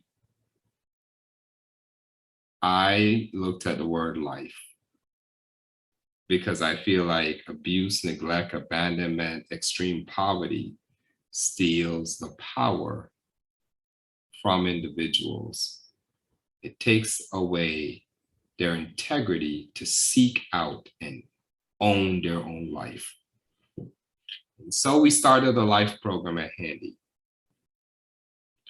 And it focused on creating and teaching young people life skills, independent living, foundation building, education, and employment skills for them to dream big and be big, because they deserve to be wowed by life. They are also God's greatest creation to them, and they should know that. And so with that, the sociological investment became looking at how can I change my corner of the world? What substance is laid in my journey that I can place back into the world so people can have less pain than I had coming up, right? And so in that, I feel like God just played me like a fiddle in college. And right after college, he was like, you're going to go do that. And I know better than to argue with God. It's a never winning battle. Historically and biblically, nobody wins that argument. And it's been a beautiful journey. The other part that really stood out to me is the picture to the left, if you're looking directly at the screen. That's my older brother, his son, and my 3 sons in front of the dorm that I walked into at Florida Atlantic University. My second son attends Florida Atlantic University. And I told him, you are the grandson of the maid. Show the world what the grandson of the maid can do. Because you're not created regular. I really believe no one is. Everyone is created with an invested structure to fix something in this world. Something that they will fix that will be so memorable that their bloodline will be different. And so I had to do something great with God's investment in me. And so we move over to, well, how do you live that life after experiencing that much trauma? This is the work. What does the life look like? Well, I have a trauma-informed living structure. Next slide. And this is my word, so don't Google it. You might find something bad if you put in trauma-informed living, but I believe in a trauma-informed living. My helpmate, my everything, my wife is to the far left with our youngest son. She knows I'm going to get up at 2 o'clock in the morning sometimes and try to outrun poverty, no matter how much money we have. Because it's not about money. It's about, I have to get out of me what God has placed in. My coffin must be very light. Unfulfilled dreams, unfulfilled expectations, unfulfilled effort makes heavy coffins. So I'm gonna die empty. That's the goal. So I get up at 2 a.m. in the morning and I'll go for it. I own my 24. Everybody gets 24 hours in a day. I just happen to decide to own mine. So whatever I'm doing in that 24 hours is something that's gonna add to the brilliance of what's inside me that needs to get out there to change the lives of somebody, something, somewhere. And so in my micro trauma that now pushes me to do macro change, My past is not my masters. My scars is not my destiny. I am not the victim of my story. I'm actually the hero of my own story. So in my trauma-informed living, I don't do well with predatorial personalities. I don't do well with certain types of people. So they're not in my circle. I control my circle. You control your circle. You control what you watch. You control what you hear. You control who speaks to you. Own that. In your 24, time is the greatest commodity because you can't buy it back. Because if we could, wealthy people wouldn't be dead. Right? So you own that time, and to what you give yourself, to that you belong. So to what you give your time, you've given yourself. Right? So I own my 24. I have a trauma-informed wife. She understands. She knows. She knows there are moments that I will stop in front of the door of our house and just look, because it's 2 doors. I remember I grew up in a house, lived in a house that had half of a door. Like the bottom of the door was not there. You could literally see in the house. I sometimes I used to wonder, like, why is the door even there? But I still, and God, in his wonderful, comedic way, lets me stop at the door and go, wow. I remember driving by houses that had 2 doors that opened up and go, wow, those people are really, really, really rich. They're really, really happy. The 2 big doors don't make happiness. It's what you bring in it. And so my helpmate, my really close friends, they know who I am. And that's what a trauma-informed life is. Your support circle has to be a circle that knows who you are and is invested in you becoming the greatest you that exists. I have a 95-year-old advisor. That's my Elaine. She's to the far right. She has taught me, and many people like her has taught me, that people that don't look like you, that don't come from where you come from, has gems in them that God wants you to get. If that was not the case, all of us will look the same. And so my 95-year-old advisor, I sit across from her, I'm like, hey girl, tell me about the 40s. Tell me about the 50s. Tell me about the 60s. Tell me your version of it. Because again, if everyone around you looks like you, talks like you, and has the same chronological age existence as you, you're not really learning more than you can know by yourself. And so my 95-year-old advisor is important to me because Ayad Malern, you have a reason with people when they look, sound, and act like you. That's why it's called reasoning. And so that's my 95-year-old advisor. The one thing I struggled with in my macro change and creating my self-aware actualization is that I am chronologically 46. But in life experience, I'm probably around 69. So the things that regular 46-year-old people find fascinating, I'm like, oh, a Tesla, still a car. Oh, okay, now you're driving a Lexus, a BMW, still a car. I don't find those things fascinating. That followed me my entire life. And for all the children of poverty out here and individuals who had to grow themselves, you had to make your own meals. You had to give yourself your own pep talk as a child. You had to fail a test and feel ashamed by yourself, or pass a test and feel a success by yourself. You understand what it means to rear your own life, grow yourself like the desert rose. You're not an alien. It is okay. You may think older than most people. You may act older than most people. You might not be fascinated by the most things that most people find fascinating. But you know what? You are fascinated.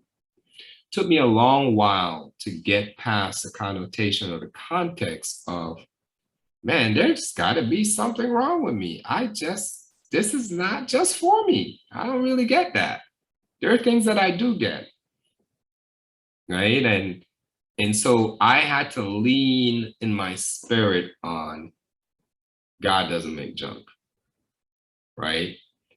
I had to lean in my spirit on of such a great investment to make it past having my first pair of clothes that belonged to me at age 10, eating one meal a day, growing up, being laughed at as a poor, smelly kid, to where I am now. I have to do something great with that.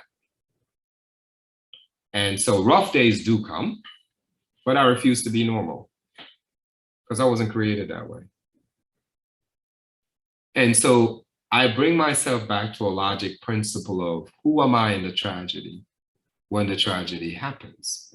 Because no matter how long you live, no matter how much money you have, no matter how many degrees you have, and I am a proud nerd, okay?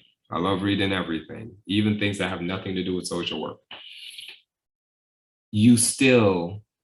Life still happens. And you have to decide when life happens, who am I going to be in this? The Romans used to say, so shall it be written, so shall it be done. And it's such an affirmation of who do I intend to be right now? And let's be that. And then set out to be that. And so in that, those in your presence and those that are present are two different contexts. And you can be in your own presence and not present. So the challenge for me was always being present for me, being there. And it's not arrogance, it's self-actualization to be the greatest you. Next slide, please. So I went from being the giveaway to what I contextually thank God every day for is the gift. The gift that's enough. The gift that may not be excellent to others, but I'm pretty happy about it, right? I will close with saying, I sat across from a young kid the other day, and he nodded his head and he said, man, it's hard. And he dragged the ARD part apart. And my spirit has been there. My spirit still lives there. So my soul will never forget how to treat hard. It's said with a difference. It is felt with a difference. And so no matter where we are in the world, out of many, one people who will always seek to change the world. Thank you for your time and your elegance. Feel free to ask me any questions. You can stop sharing the slides now.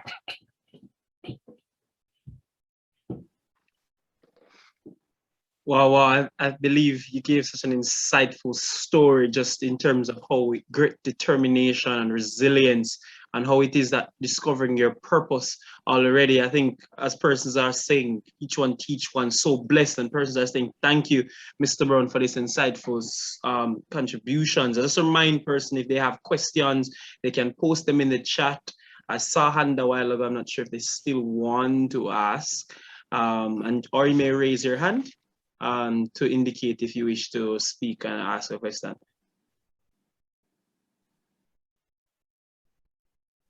If I can prompt before we begin, I want to just ask though, you know, just your overall story of, just for the benefit of persons watching, when you started, and you even told us when you drove past that kid driving on the street and something tapped you, and for persons watching who they might have the confidence and motivation, but they aren't sure what area is their passion area and pro. How do you advise for a person like that? Because we're not sure, you're involved in social work, but we wouldn't have known it was always going to be that, especially coming from your background.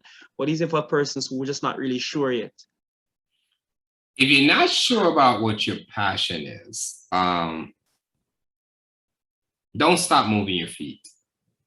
I like to say, if you find out in the middle of building a pyramid that you really don't like building pyramids, at least you built the pyramid halfway. Somebody else will take it and build the rest of it, right? But never stop moving your feet towards purpose. That's actually one of my prayers when I get out of bed, move my feet to purpose, because I think sometimes people get caught up in, you know what, I'm supposed to make pens. No, you start making pens and you realize, it might be the ink that comes out the pen.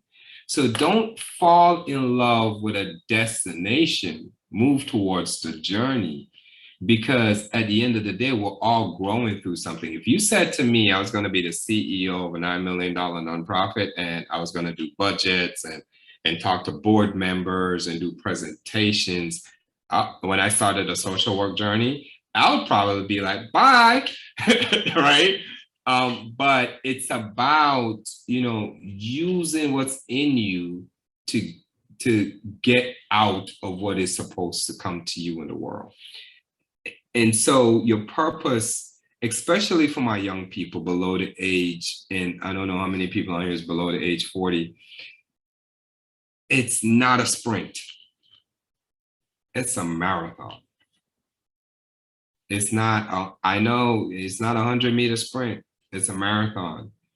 You get down the road and you realize, oh my goodness, I will be great at this. I know how to code.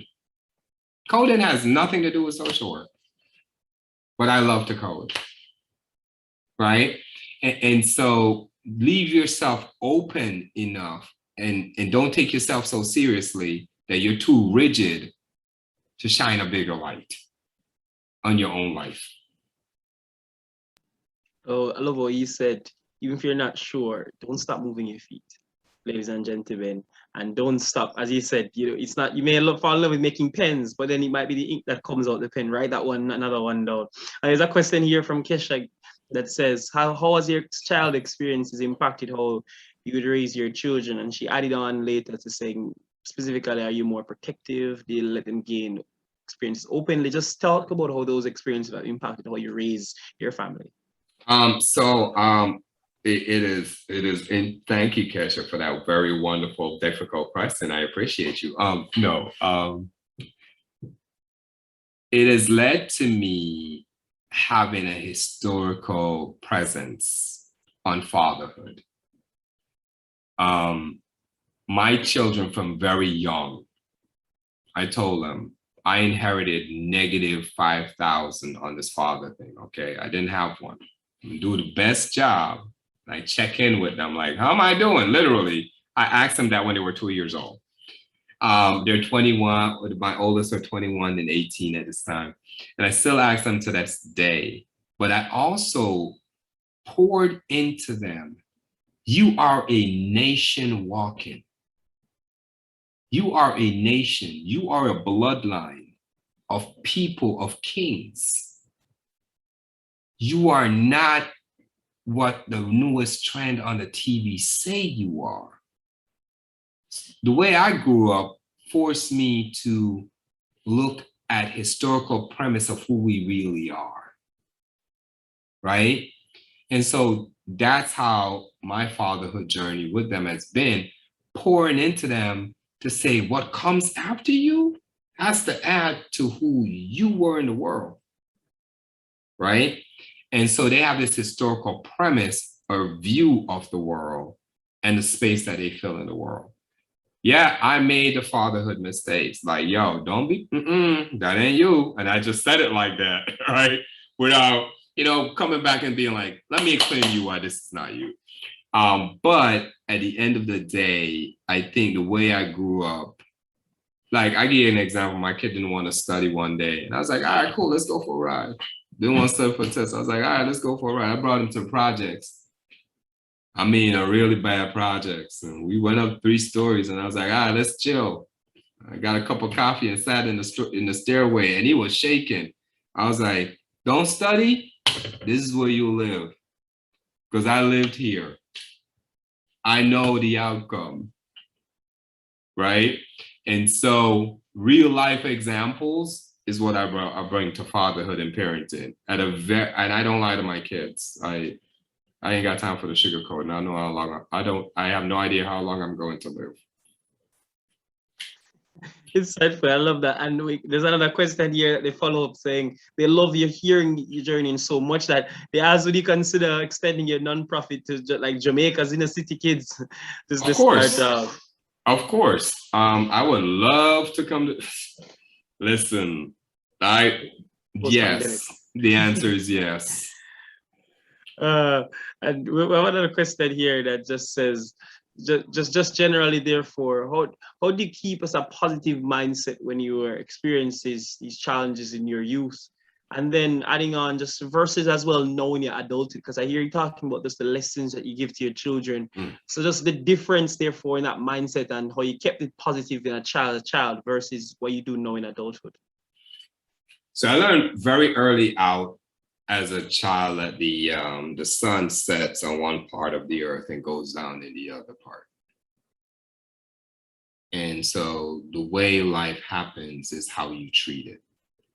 And so I'm in charge of my happiness. My wife is not, my kids are not, okay? I'm in charge of it. And I learned that very young because so many people disappointed me. And so I took ownership of me being happy. Yesterday, I watched butterflies for 15 minutes. God has a way of pausing you to say, see this? Check this out. And I just watched a butterfly and it just made me smile and laugh because this butterfly was just doing life, right? Joy and happiness doesn't have to come from these big, elaborate things that people think is going to make them happy, but a shallow existence comes from things. So as an adult, I take charge of my happiness. I own it. If I'm unhappy, I ask myself literally, like, what you mad about, really? And have that conversation in my head, not out loud, because then people start looking at me funny. But, you know, having that context of I deserve to be happy and I make myself happy, not anybody else. And I absolutely love that. And you've been, especially this comment about, you know, you're in charge for your happiness, not your kids aren't, your wife isn't. And I believe that's really so important. And I got a question here from Renee that, because you were speaking just, especially a lot about just your faith and how it is that contributed a lot to your story. And she asked, what was it like to start? And when did you really start committing to that relationship and just for your mindset in that regard? So I'm 21 years old. I graduate college and I was so miserable because it was like, I have to prove to all these people that the maid son can do this, or to the teacher in Jamaica that told me I was illiterate and poor and I wouldn't become anything, right? But all those people were not around me when I accomplished it, right? And it was the emptiest feeling. And I remember just decided, God. And he proved to me that he was there the entire journey.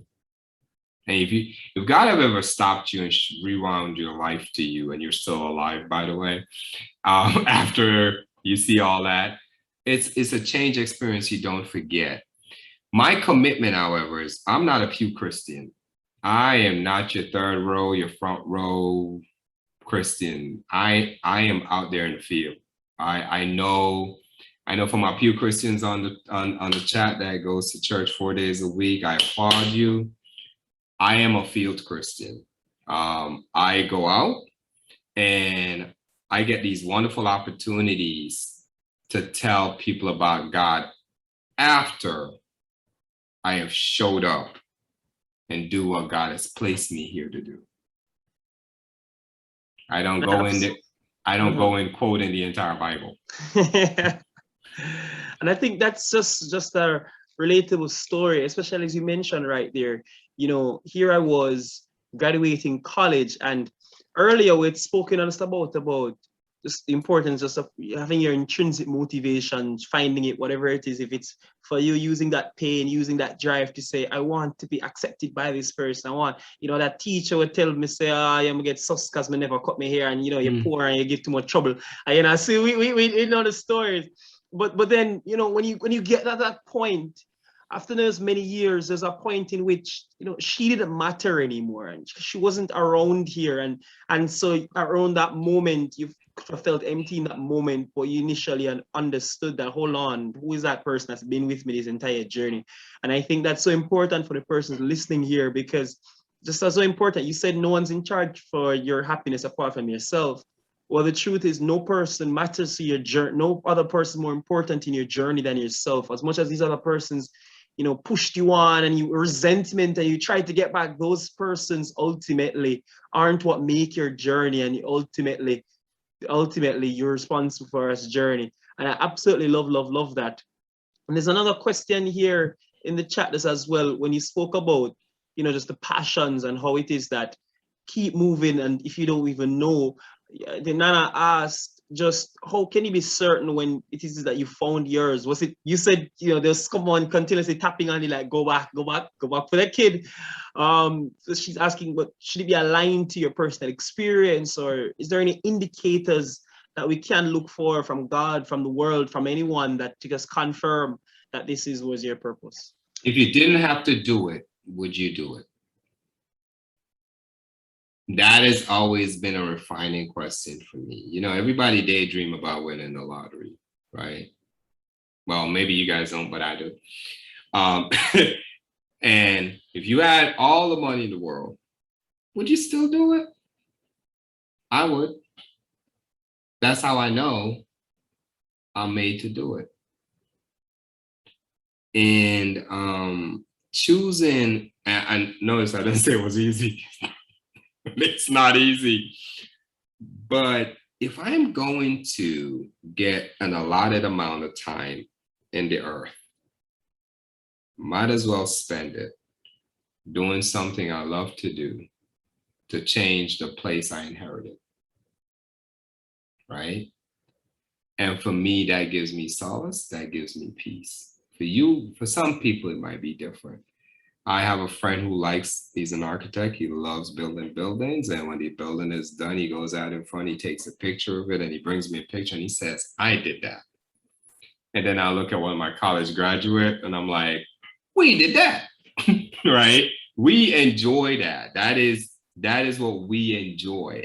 And so for me, you know, if you didn't have to do it, would you still do it? That's when you know you enjoy doing it. And I saw a lot of persons just saying, wow, and thanks for sharing that. Would you still do it even if you didn't if you didn't have to?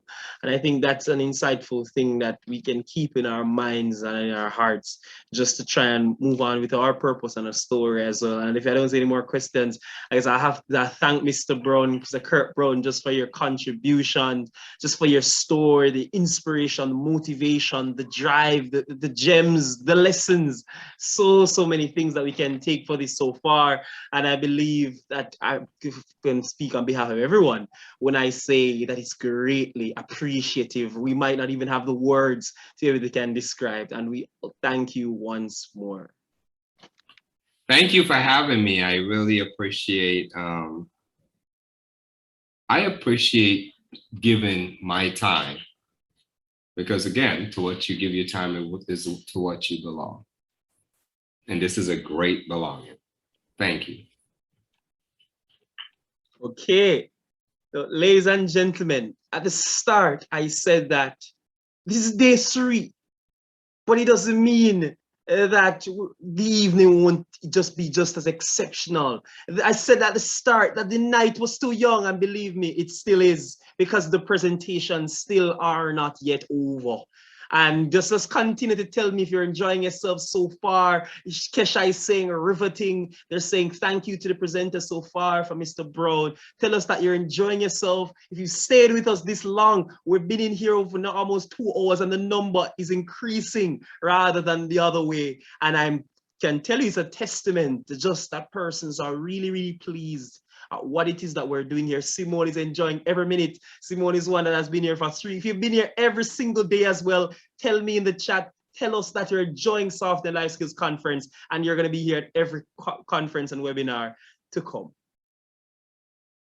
Ladies and gentlemen, tonight, I believe that we've been served. We've been served. We'll be treated well to a breadth of knowledge and insight that is almost hard to find anywhere free. And I am telling you, it's an ultimate pleasure. What we've heard so far starting off is just a story, a genuine and honest story of a young woman from Belize to the United States with just dreams and a suitcase in either hand and in mind.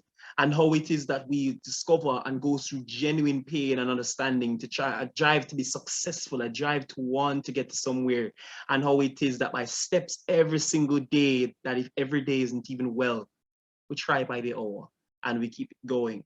And Mr. Brown, who says that with grit, that with his mindset, and to how it is that he found his passions were giving back, and how it is that ultimately formed part of his journey. And ladies and gentlemen, I think it is therefore fitting to line up the other presenter that we have, where we're going to discover that. So we've heard these other stories. We've heard from Belize to the world, from Jamaica to the world. But if you're here with us so far, Ellen, if you're here with us, Gloria and Jeva and Sherian, how do you write your own story? How do you write our own story and create our own purpose? Regardless of what's been perceived, regardless if you're the little guy from that place in Spanish Town who ultimately was told he's not going to reach anywhere, how is it that you can do it regardless of what's perceived about you? As Renee says, claps. And ladies and gentlemen, we have an aptly full speaker to tell us on this topic, who is Miss Kimarie Richardson Thomas. And I'm going to tell you a little bit about her as she's here waiting. She's an educator with over 25 years of experience. She has a bachelor's degree in linguistics and a minor in English literature, a postgraduate diploma in education, and master's in philosophy and education. The focus on instructional supervision and perception studies. She's also the owner and administrator of the Academy of Creative English. So she offers us just a range of tuition services in the various areas of English to help persons. She does part-time tutoring, lecturing at both the University of the West Indies and Trinidad and Tobago, from 2008 to 2018. Ladies and gentlemen, she is one that in initial stages of the COVID-19 pandemic was part of a Tobago House of Assemblies Division of Education's e-learning team. These persons just volunteered, just continue to do what we're doing now in this session, to produce and present for persons' benefit, for local television, for YouTube, for all digital media geared towards helping students for their examinations. Ladies and gentlemen, she continues to be actively involved to this day. She's here to share, she's smiling, ladies and gentlemen. We're seeing the teeth, and I'm going to turn over now to our presenter, Ms. Kimarie Richardson Thomas. Please make her welcome. Thank you so very much, Shamar. Thank you very much. Thank you. And good night to everyone on the platform. And in particular, I want to say good night to the 2 presenters who went ahead of me. I was fixed in my seat. I'm listening. And I felt as if you were sharing from what I was going to share. And a lot of what you shared really touches on what it is. And I really like how you segued, Shamar, really, really well, because tonight is about the stories. Tonight is about what it is we have to say, what it is, how we can put it together. And as Shamar indicated, I am an educator. My background, my passion, my deepest interest where education is concerned is in the area of English language and helping students to write, helping students to tell stories. because I've found that as an educator, and especially in the area of instructing in English, I realized that it is an area that's compulsory. It is a compulsory area of study. And I felt that very often, many students were struggling. And I'm hoping that you're all hearing me clearly. And Shamar would indicate to me Yeah, we're if you're here. hearing me loud and clear. All right, so we're all here. It's part of the joint effort with UE and the Alumni Association and the YoPro Global Network, looking at the soft and life skills series. And I'm looking at, and I'm sharing with you in the area of your pen, your purpose.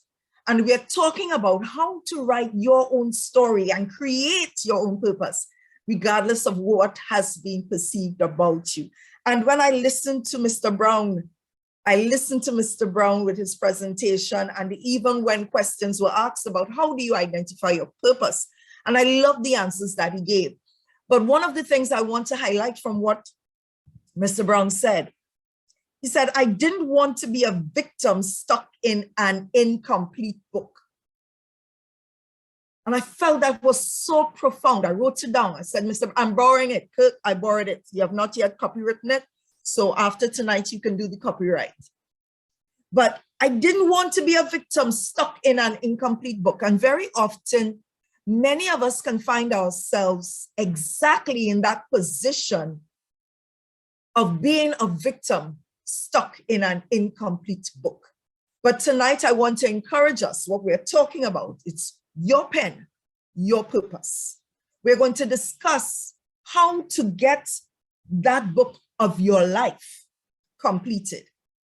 And even as we talk about that, I recognize that what gets written about us can fall into three categories.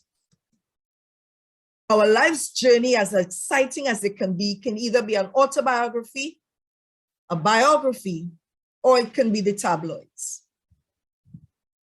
The difference really is who controls the information that goes out there. When you tell your own story, you are in control of the information that goes out. And when we work on our life story, our goal and aim should always be to create our own autobiography in this life. When we have the biography, yes, someone else will tell it for us. But we don't want our lives to be the tabloids, because when it is the tabloids, someone is going to be digging up the deepest, darkest secrets that we don't want out there. And that is what gets publicized. That is what gets remembered. And very often, we've seen and heard of individuals who've had tragic situations. We've heard stories over the last 3 nights from presenters who shared with us some of the pain, they heard the tragedies. But then think about those persons who did not have the opportunity to explain their side of the hurt, their side of the tragedy, but someone else decided to publicize it in the worst way possible. We want to write our autobiographies. We want to be in charge of the information that goes out. And in order to be able to do that in a very clear-cut manner, and we're going back to what Mr. Brown said, we're talking here about purpose. We're talking about purpose. I remembered some years ago, the late Dr. Miles Monroe said something that left a really profound impact on my mind. He said, if you want to know what is a child's purpose, look at the games that they play. Look at what it is, the games that children play. It's usually an indication of their passion and their purpose. And I used to like to play teacher. I enjoyed playing teacher. My sister and I would beat the furniture. That was back in the day when corporal punishment was still allowed in schools. We would beat the furniture. And I'd find any kind of red pencil, red pen, and we're correcting and marking work. My mother used to make plaster of Paris ornaments. And we had an old wardrobe that was outside. It was out, in the yard, in a covered area of the yard. And pieces of plaster of Paris became our chalk on that old wardrobe door. And we would play teacher. We would play teacher. And Mr. Brown said something else. When you're looking at your passion, if you didn't have to do it, would you continue to do it? And that is key. What is it you enjoy doing, or what it is you enjoyed doing when you were younger? Because it is so important to tap back into that and identify what is your passion. Because in your passion, you will find that purpose. And you cannot begin to write your story. You cannot begin to craft your story. You would not be able to articulate your story until you've identified your purpose. And again, if you're not sure, we heard tonight what to do. If you're not sure, keep moving. So I want to give a little background in terms of my own story. And my story is still loading. And I just want to give a little bit of it, because when something is loading, you're not going to get all of it right now. And at the age of 27, I found myself back home in my parents' house after I'd been married for 5 years. I was a divorced single mother, and that seems to be a sort of recurring story that we're hearing. And I'd moved back into my parents' home. I had been working in the civil service as an accounts clerk. And if I can tell you, that was indeed the square peg in a round hole phase of my life. Accounts, where did that come from? But I worked as an accounts clerk for a number of years, and I'd moved back in with my parents after a failed marriage, a single mother. And I will tell you, I felt like a failure. I felt as if what I had wanted to do did not materialize. And I was also very angry with God, because I felt as if God had set me up. I felt as if I had been living as I was supposed to be, but things did not go according to my plan. And I felt at that time as if God had set me up. At the age of 29, my mother looked at me one day, and at that time I'd gotten the opportunity to teach. I had gotten the opportunity to work in a new secondary school with the qualifications that I had at the time. I had not yet attained a university degree, but with the qualifications that I had at that time, I was able to get into this secondary school system. And I live in Tobago. I'm from Trinidad and Tobago. Big up to all the Trinidad and Tobago people on the platform. Yeah. And I live in Tobago. I grew up in Trinidad, and my family moved to Tobago when I was 14. And I continued my education in Tobago. And there were some new schools that were established. And I had the opportunity to work with one of the new schools as an assistant English teacher. And I'd been there for about a year, coming out of those times in the accounts department, now finding where I felt I needed to be, because as a child, everything felt like I needed to be a teacher. My mother looked at me one day and she said, "Kim, how come you've never gone to university?" My son at the time was 7 years old. And I'm looking at my mother, thinking to myself, but I didn't say anything as she asked me the question. And I'm thinking about my son. And before I could answer, she said, "If you are worried about your son, don't worry, he will be well taken care of." And as she said that to me, the next day, I began the process of applying to go to university, the very next day. I did not know what I wanted to do in terms of what it might have been called. I knew that I wanted to teach English, but I did not want to do English literature, because I felt at that time I had encountered a situation where many people, I'd been working for 1 year in the public school system, and I'd been tutoring privately already with adults.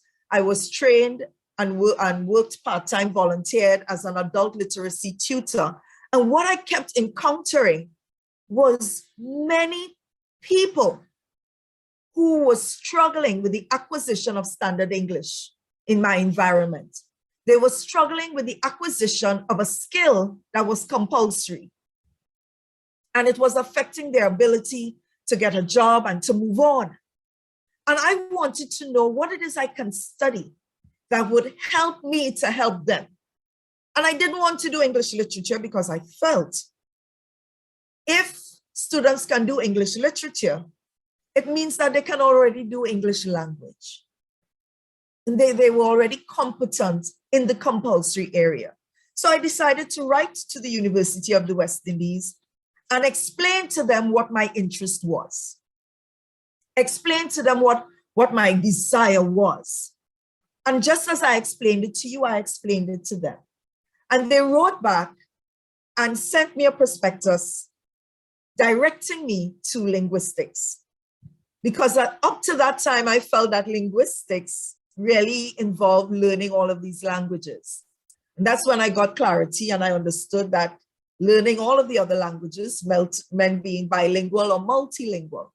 But linguistics was the science of language. How do we learn the language? What are the barriers and hindrances to acquiring language? And I read what they sent to me and it spoke to my heart. And I felt, yes, this is what I want to do.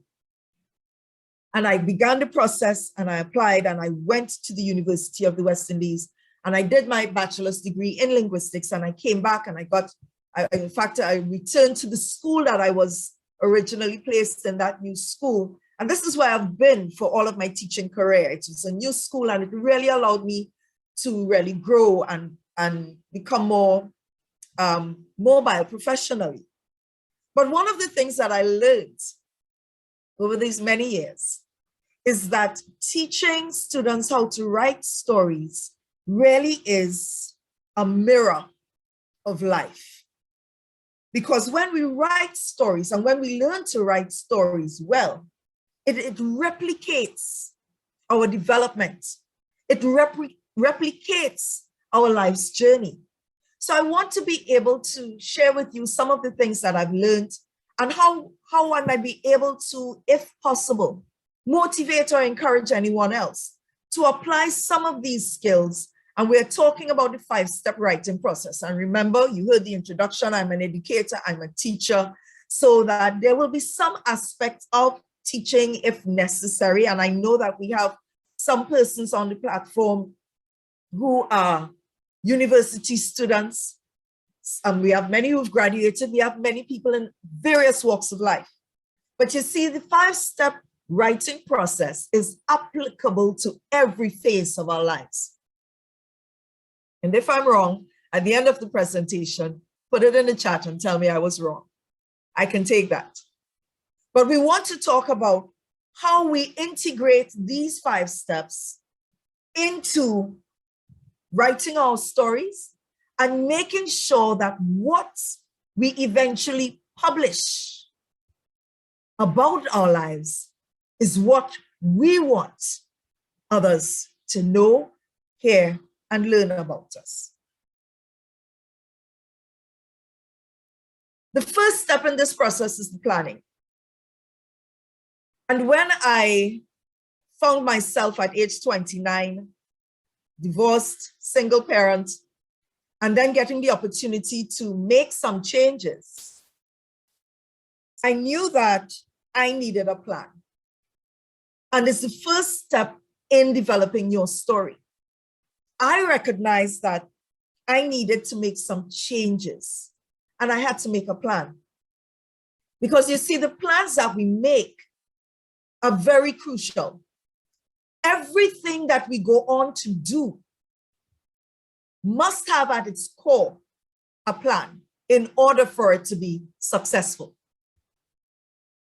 Everything that we want to achieve must have at its center a plan. My plan at that time was to go on to university and make some changes in my life. And I would tell you, I lived in Tobago. The closest place for me to get this degree was at the University of the West Indies, St. Augustine. But I did not want to go there because I knew if I went to UWI St. Augustine in Trinidad, I would be close to family. And at that point in time in my life, because I knew I needed to begin to write this story and make some changes, I felt that if I had been too close to family, I might have found myself with more support than I felt I needed at the time. Let me explain. I'd always been a very amenable, submissive, compliant, quiet type of person, especially at age 29, very shy and introvert.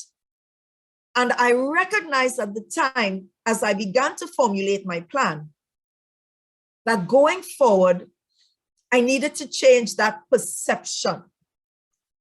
And I knew that my family had that perception. I came from a family that loved me, still do. They love me. My family loves me. I know that. They've said it to me. Family members have said it. We are that kind of family. They're not afraid to tell you, I love you.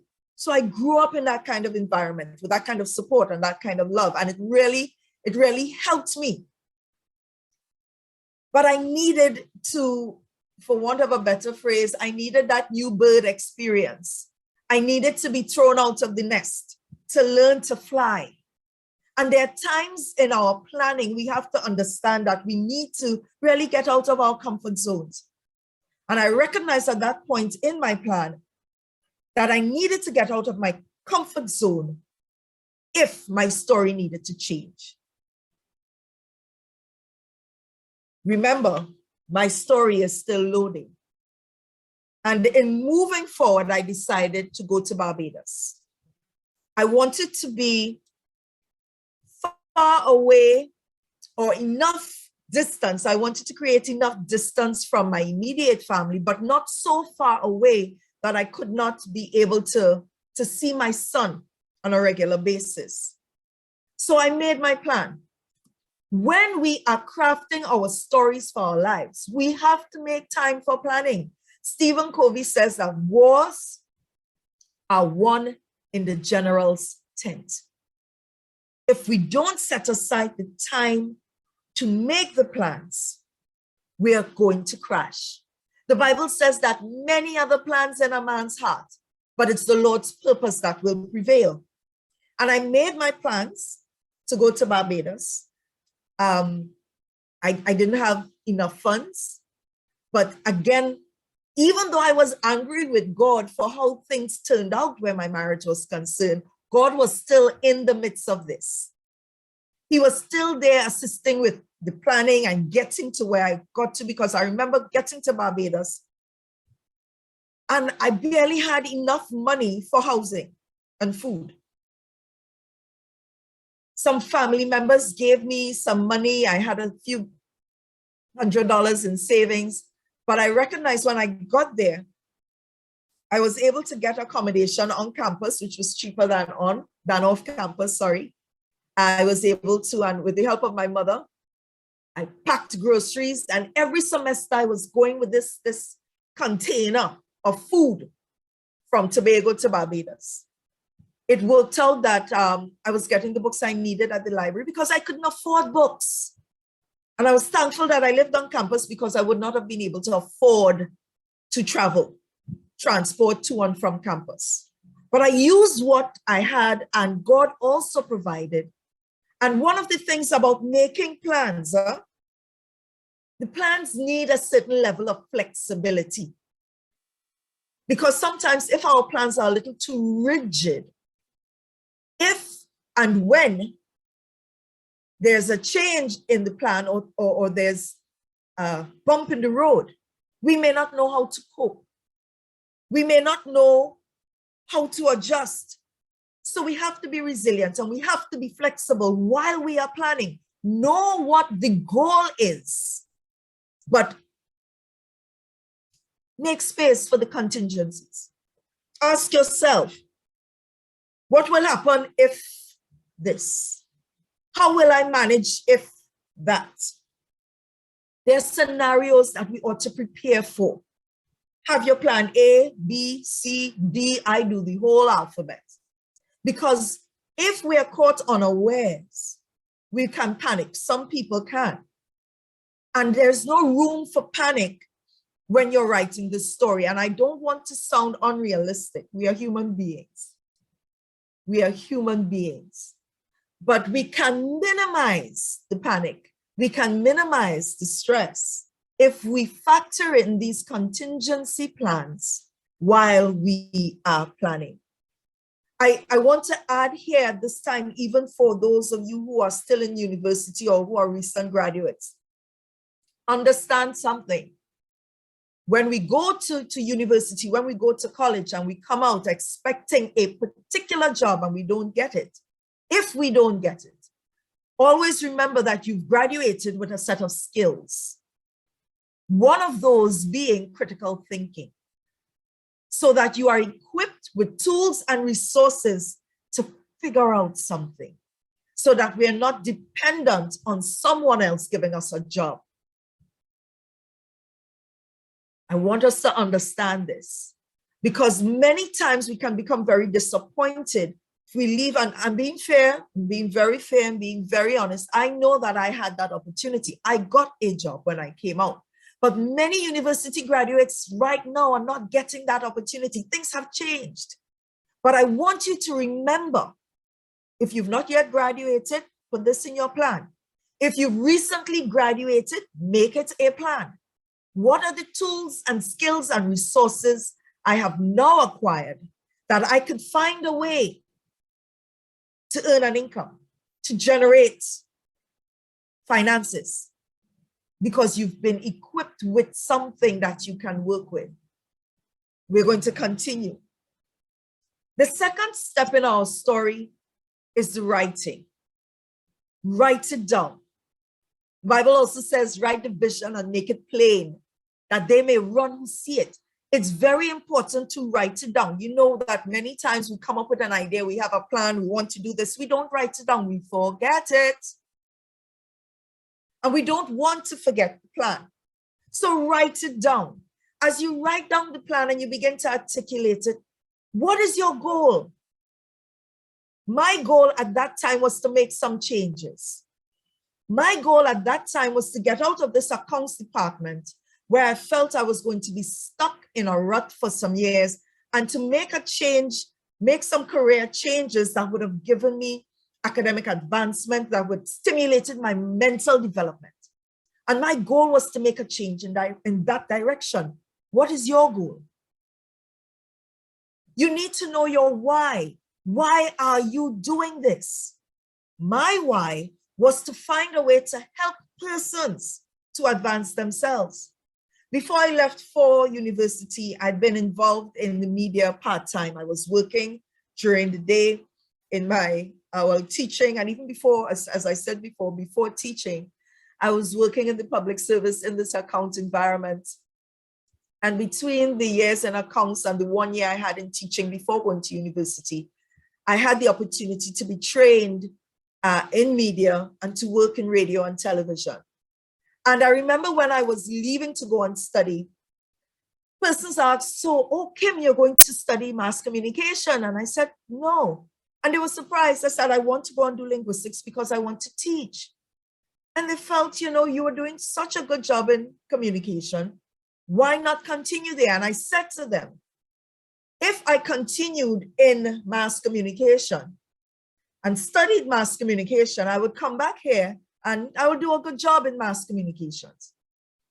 But I wanted to go and do something else that would enable me to come back here and help other people to enhance their own communication skills so that I can multiply myself and multiply my skill. Because in the why, it should include how do we connect with others? How do we expand who we are and what we're able to do? And my why was to make sure, especially at that time, what I'd seen for Tobago was that really many people were struggling with English language. I looked at some of the results that we were getting and I was confused. I was worried. I saw students who were studying hard, working hard, but they were struggling with the acquisition of the CSEC English A. And my why was to find a way to help them to overcome, to cross that hurdle. And the steps, my steps involved going to the university. Prior to that, it was learning or working with the Adult Literacy Tutors Association, ALTA. And the years with ALTA really broadened my horizon and opened my mind to what it is I needed to do when I eventually got into the public school system. So you take the steps, start the training, look at the opportunities that are available to you based on the resources that you have, and grab hold. I'm not saying take advantage of them, grab hold of them. You need to also be aware of your habits. I knew what my habits were. I am not a morning person. I'm still not a morning person. But when you have to make changes, you may also have to change habits. You have to make adjustments. And I had to do that. What are your habits? What are some habits that you may need to change as you begin to articulate your story? What are your skills? As an educator, I've learned to really appreciate those persons who can do things with their hands. I remembered growing up when we used to hear, you know, that you go to school and study or else we'll send you to plant garden. Or we'll send you to learn a trade. It was a threat. Because the idea of doing a trade was looked down upon back in the day. But I've lived to see how important these skills are now. And I'm not one, I don't have anything that I do with my hands other than type, but I know what my skills are. I can speak, I can share, I can read and understand, and I can help others to understand. So I use my skills. I found ways to use the skills that I have to help others. Identify your skill. We all have at least one. Many of us have a variety of skills. Identify your skills. How will they help you to craft your story? And in writing your plan, identify your team. When we talk about team, and I want to just, this is how I look at my team. When I think about my team, it's the 3 F's. My family, a few friends, and my faith in God. My family, a few friends, and faith in God. Well, it works out to 4 F's, but really 3. When I look at my team, my parents, who have always been there for me, always, always. My brothers and sisters, I come from a family of I'm the eldest of 7. And they've always been there for, now don't get me wrong, we quarrel, we fought, we argue, we still do, but the love is there and the support has always been there. 5 years ago, by the grace of God, I had the opportunity to remarry. December 16th, I would celebrate 5 years, my 5th anniversary. And my husband has been such a support for me. When I say to him, honey, I want to go and do this, go ahead. He would keep his eye open to make sure I'm managing, that I'm coping. But the support is there for me to fly and to grow. Identify your team. I say here to have a few friends. We may have hundreds of acquaintances, but we need to always have a core group of friends who support your goal and your vision and your story. Because sometimes we could surround ourselves with so many people that we may have a Judas in the midst. But when we trim the fat in terms of who we surround ourselves with, who are our closest companions, you're able to identify who are those who are really there for you. And I talk about my faith in God. Because again, as I said, I was angry with God at the start of that journey, very angry. I behaved from a spiritual point of view like a spoiled child with a temper tantrum. I was really upset with God for the way things turned out. And I'm telling you, I sensed when the Spirit of God said to me one day, okay, you finished? You finished quarreling and beating up yourself? You're ready to listen to me now? And I was able to calm down within myself and look and see how God had still been working with me, supporting me, directing me, and ensuring that I was able to accomplish what I needed to accomplish. So that in our planning, we need to write it down, write it down. Because here's what happens. We need to pay attention to our attitude in our planning and working on our story. We have to do some research to find out what works for us, generate a good idea that we can work with, identify what we need to change, and also pay attention to what we need to improve on. These are the innovations that we're going to apply when we talk about our stories. Have the right attitude. You will not be able to articulate a good story for yourself if your attitude is a negative one. And if it is a negative one, begin to seek out how you can change that attitude. Do the research, get the help, formulate an idea and a plan to make those changes so that you can have improvement.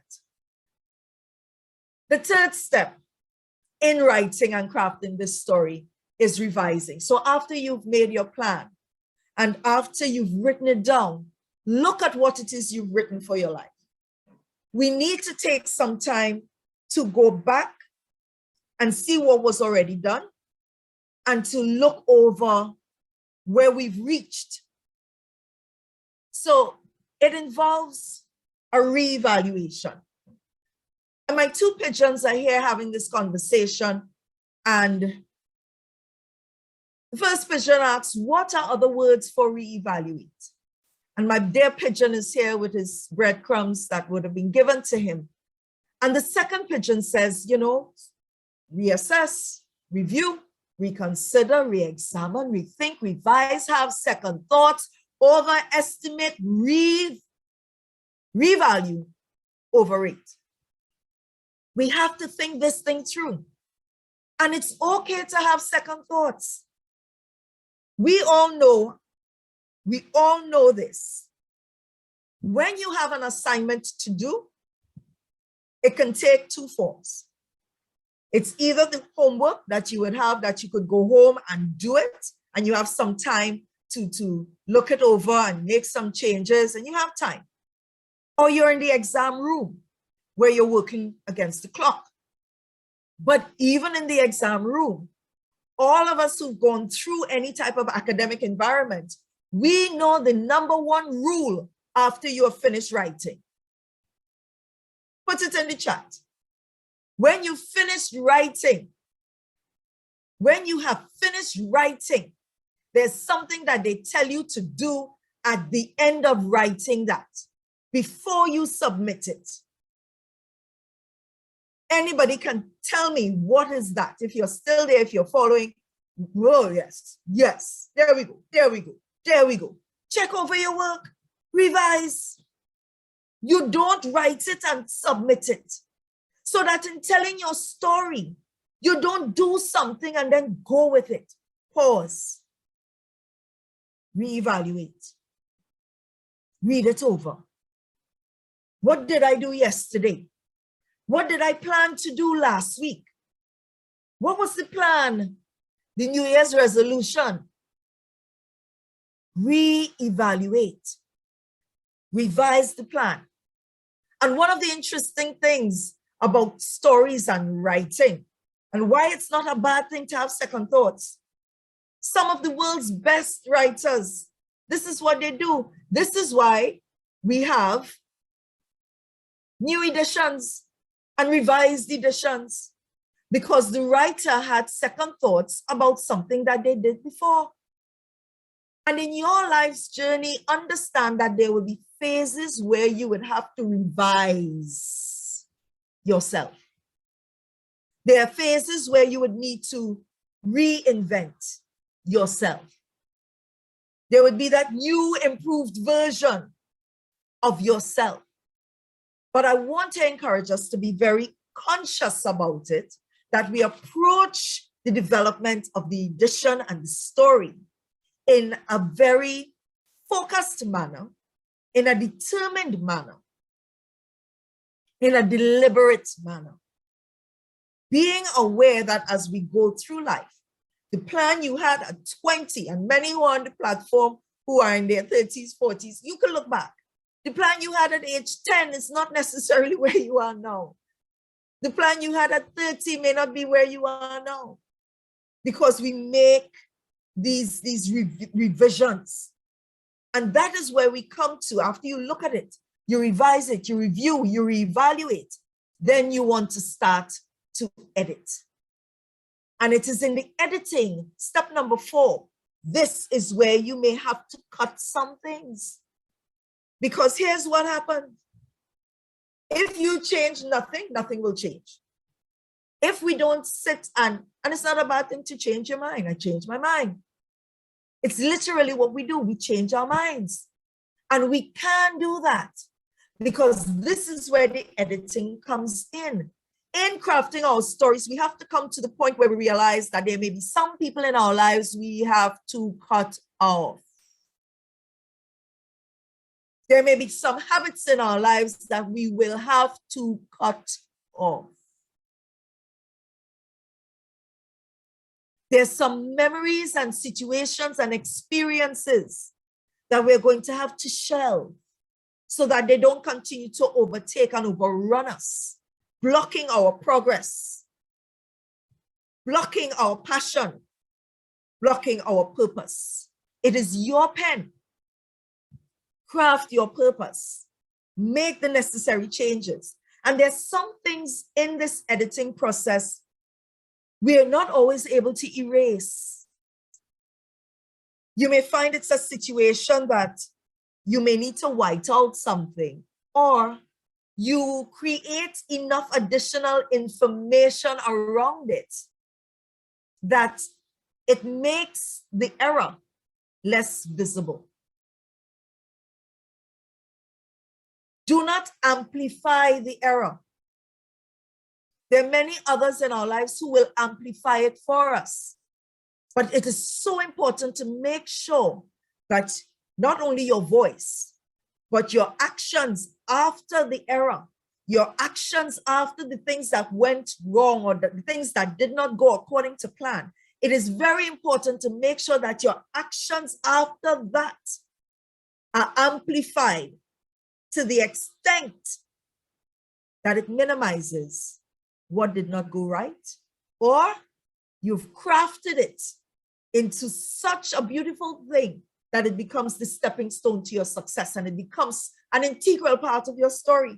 We've heard stories tonight about the things that did not go according to plan and how integral they are to what the story has become. But in the revising, you need to be able to determine as you write your story, what is the role of this part of my story in the overall book of life?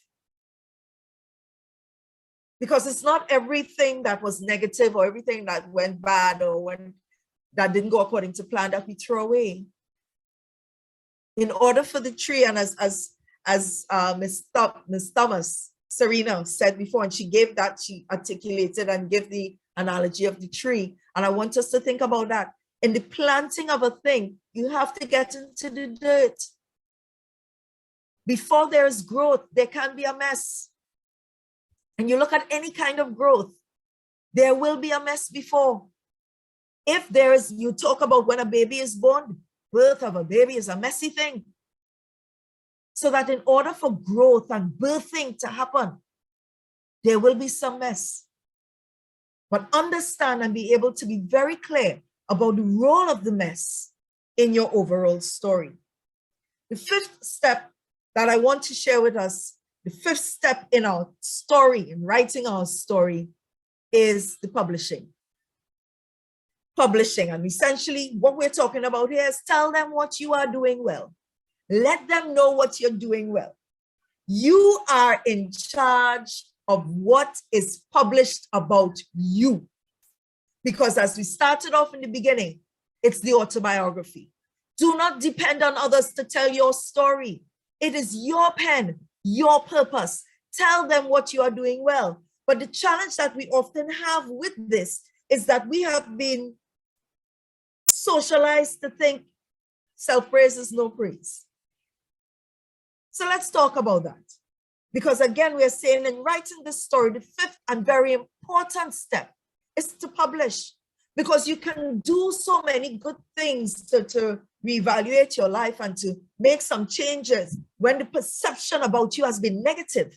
But if no one knows what has changed, all they will remember is what had failed. And people are very good at remembering the negative. They're good at remembering when the marriage failed, when you had an abortion, when you stole something, when you got into a fight, when you cursed off the boss. They're very good at remembering the negative. And it's really because, again, in our environment, in our culture, we like bacchanal. Bacchanal sells. Bacchanal stays in our mind.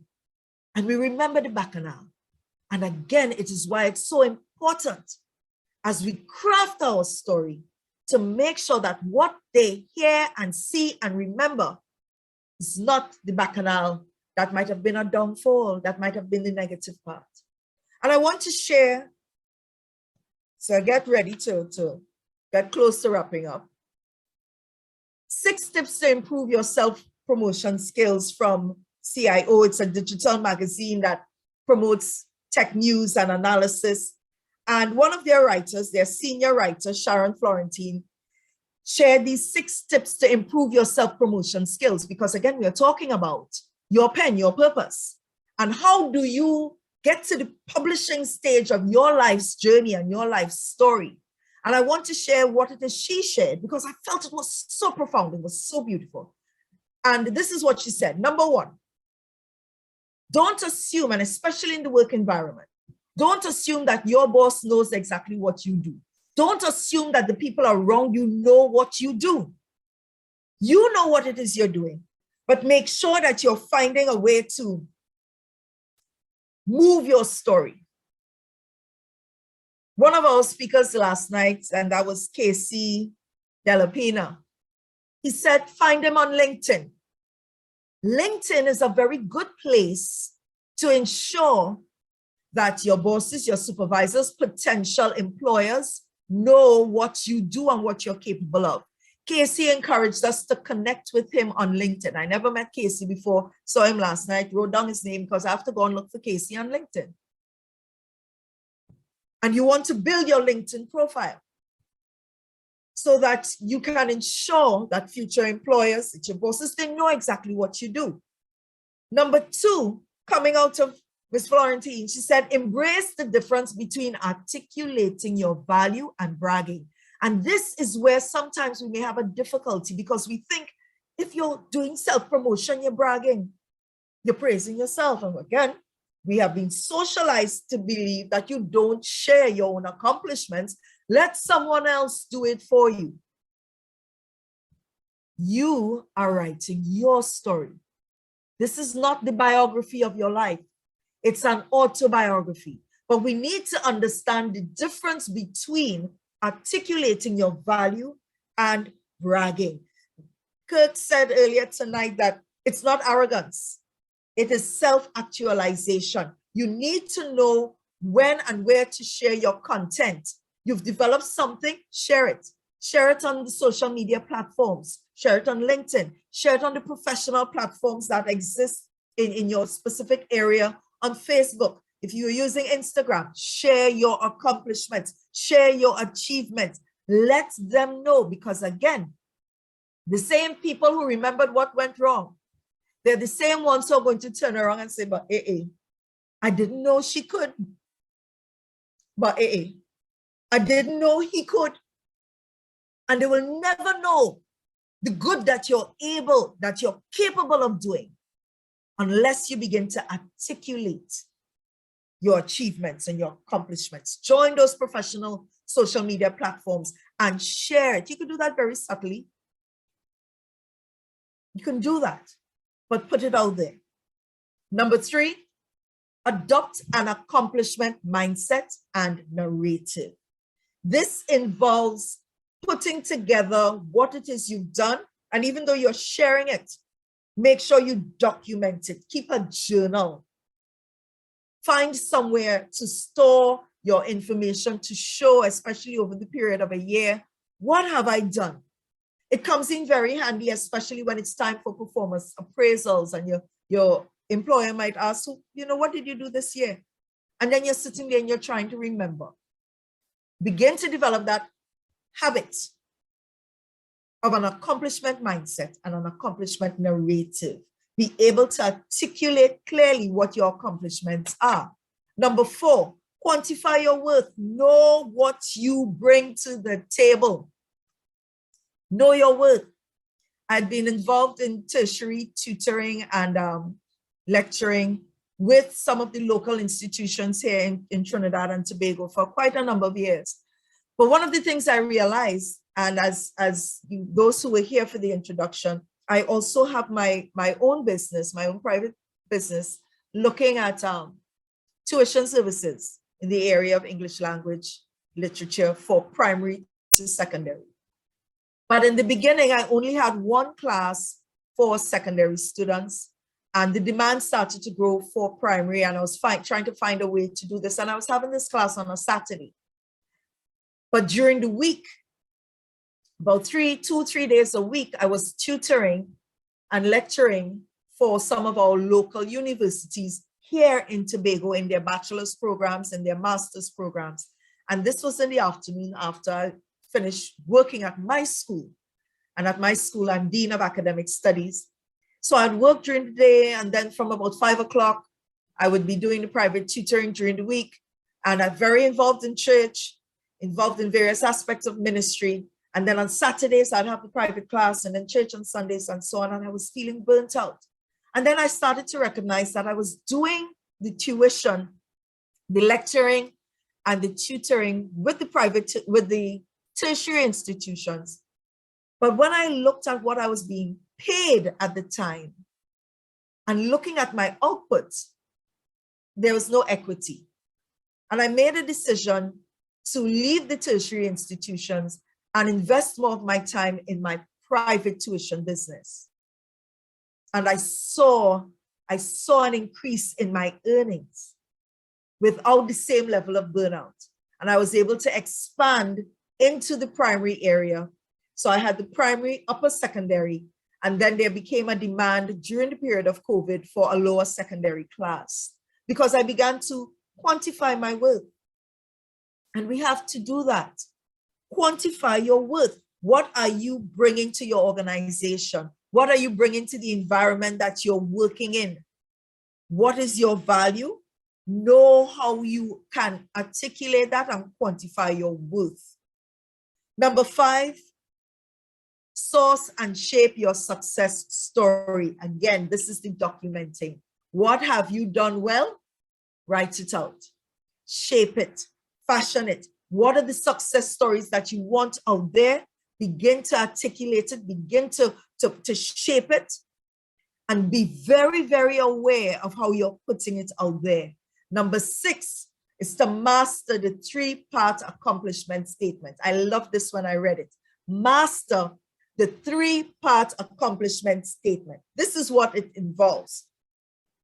You want to be able to craft a single 3-part statement that says what you did, what it resulted in, and what were the results. What is the value of the results?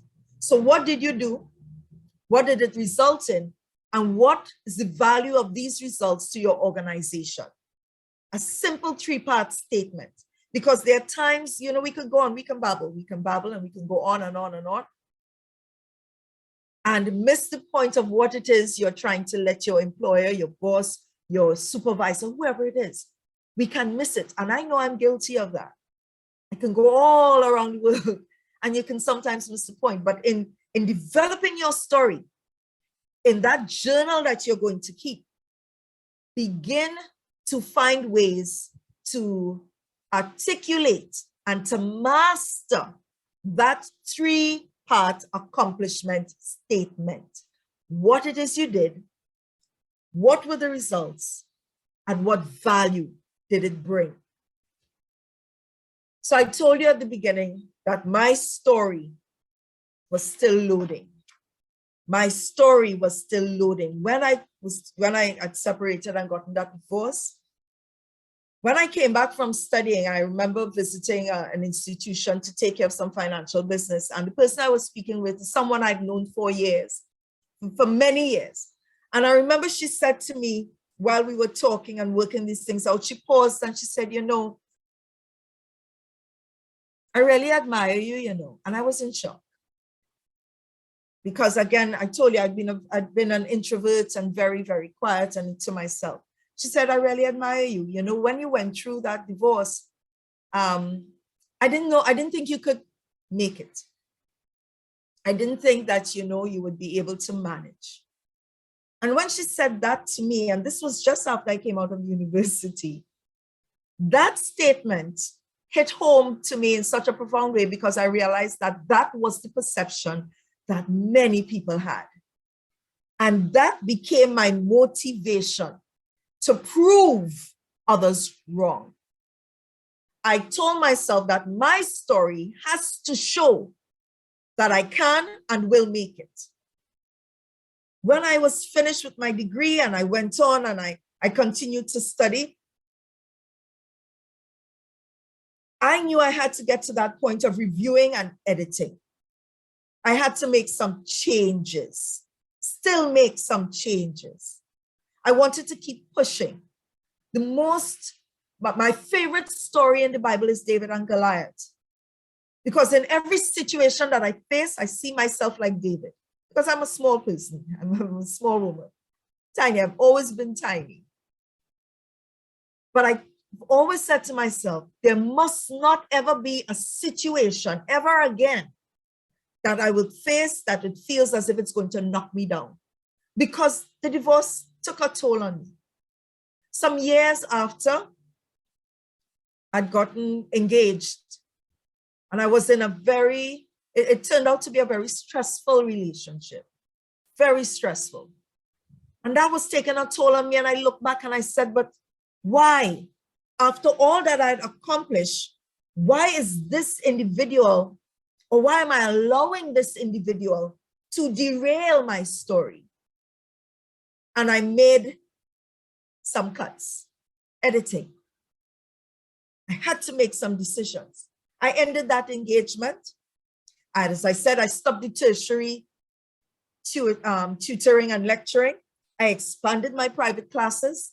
I began to apply to mark the various regional exams at all of the levels, at CXC, at primary level, at the Cape level.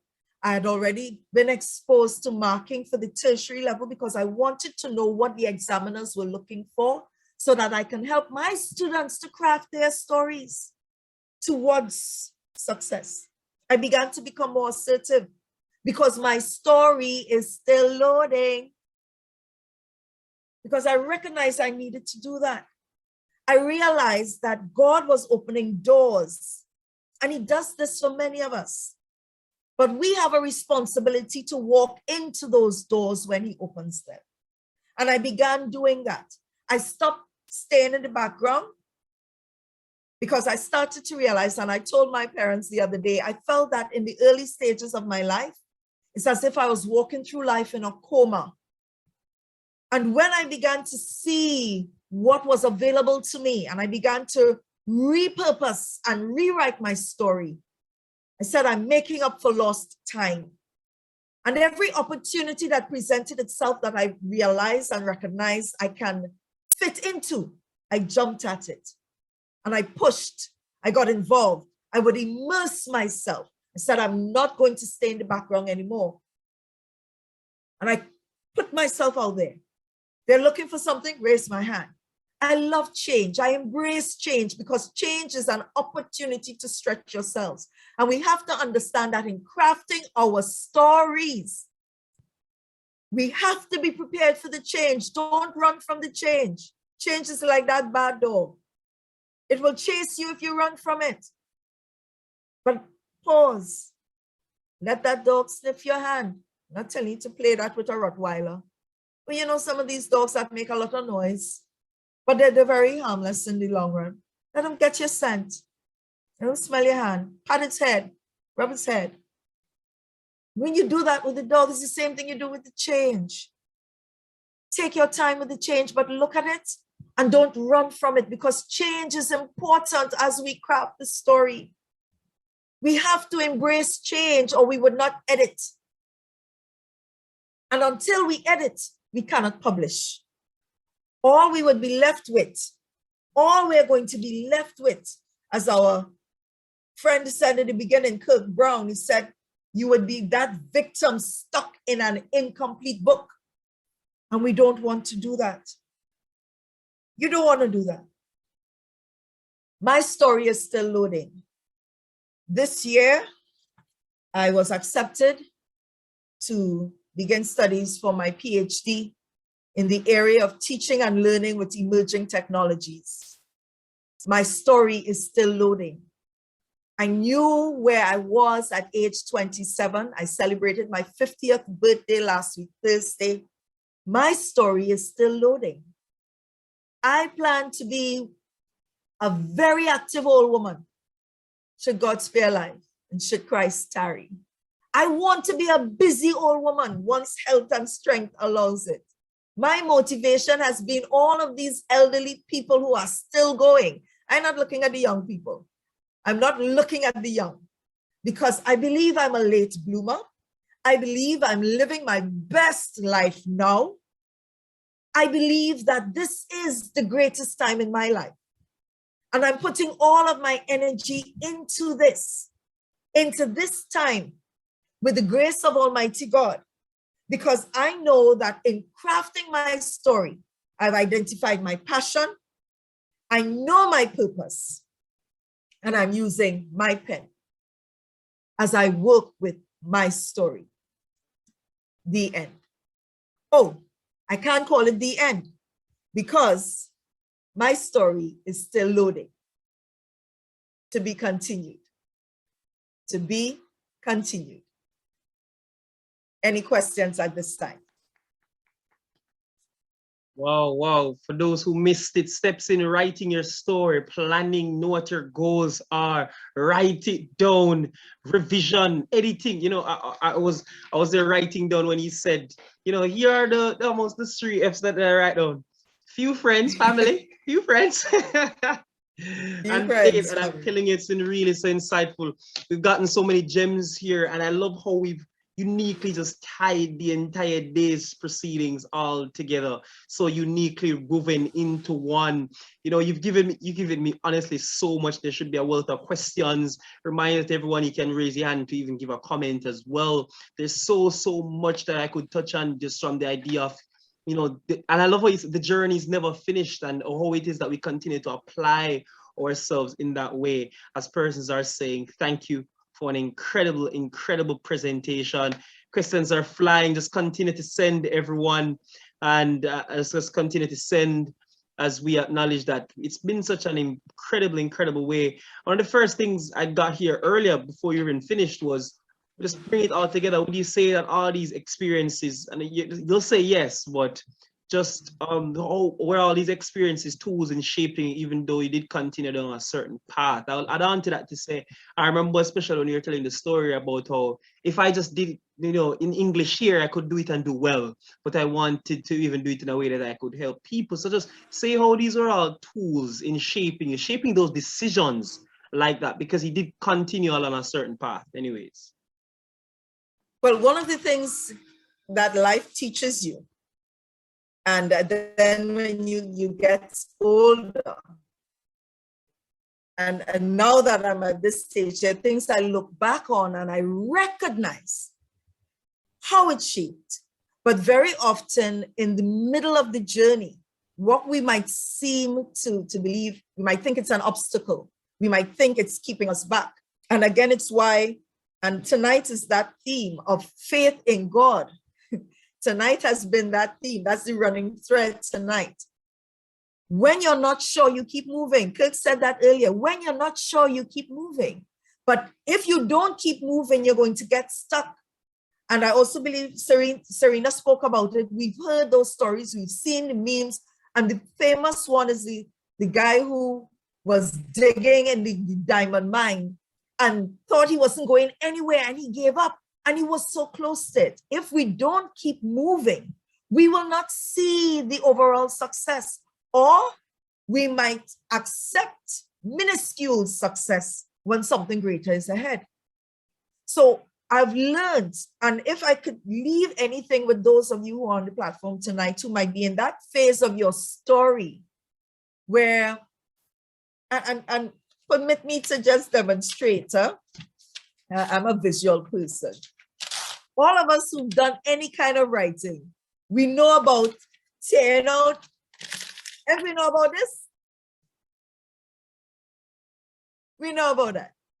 Yeah, we do. You sit down, you start to write, and it's like, no, that's not it. No, that's not it. No. It's life. This is why I said that writing the stories, it's life. There will be those times when we have, that's not working. That's not working. Tear that page out. We have to do that, but understand that there's nothing wrong with that. There's absolutely nothing wrong with it. It is an important part of the overall completed story, and it's part of the journey.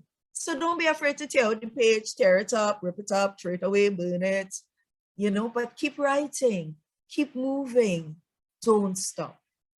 And I love how, funny enough, there's a comment in the chat that says, do we even have anything to ask? This is, we honestly need to sit and listen to the brilliance putting forward before. But of course, there are questions as well. And we have another comment here from Kesha, a guy who says that the main takeaway so far is that know your worth, document those accomplishments, and quantify what you bring to the table. Don't just assume your boss and people around you know what you're doing. We have this thinking that self-praise is low praise, but there is no such thing. There is another question though that from Simone that says, when you decided to start your company, what were some of the challenges that you had to face and overcome? Self-doubt. The biggest one was self-doubt because, and again, over the years, I've learned that now because it operates in a very in a type of cycle. I would advertise, and in the beginning, I would advertise 4 classes, and I'd realize how print flyers in the past, and I used to put ads in the paper, and no one would respond in the beginning. No one would respond, or I'll get 1 or 2. But over time, I realized that, and I've learned to relax. Don't worry if the people don't respond according to my mental deadline. Because you'd have a deadline in your mind where you're expecting a certain degree of response.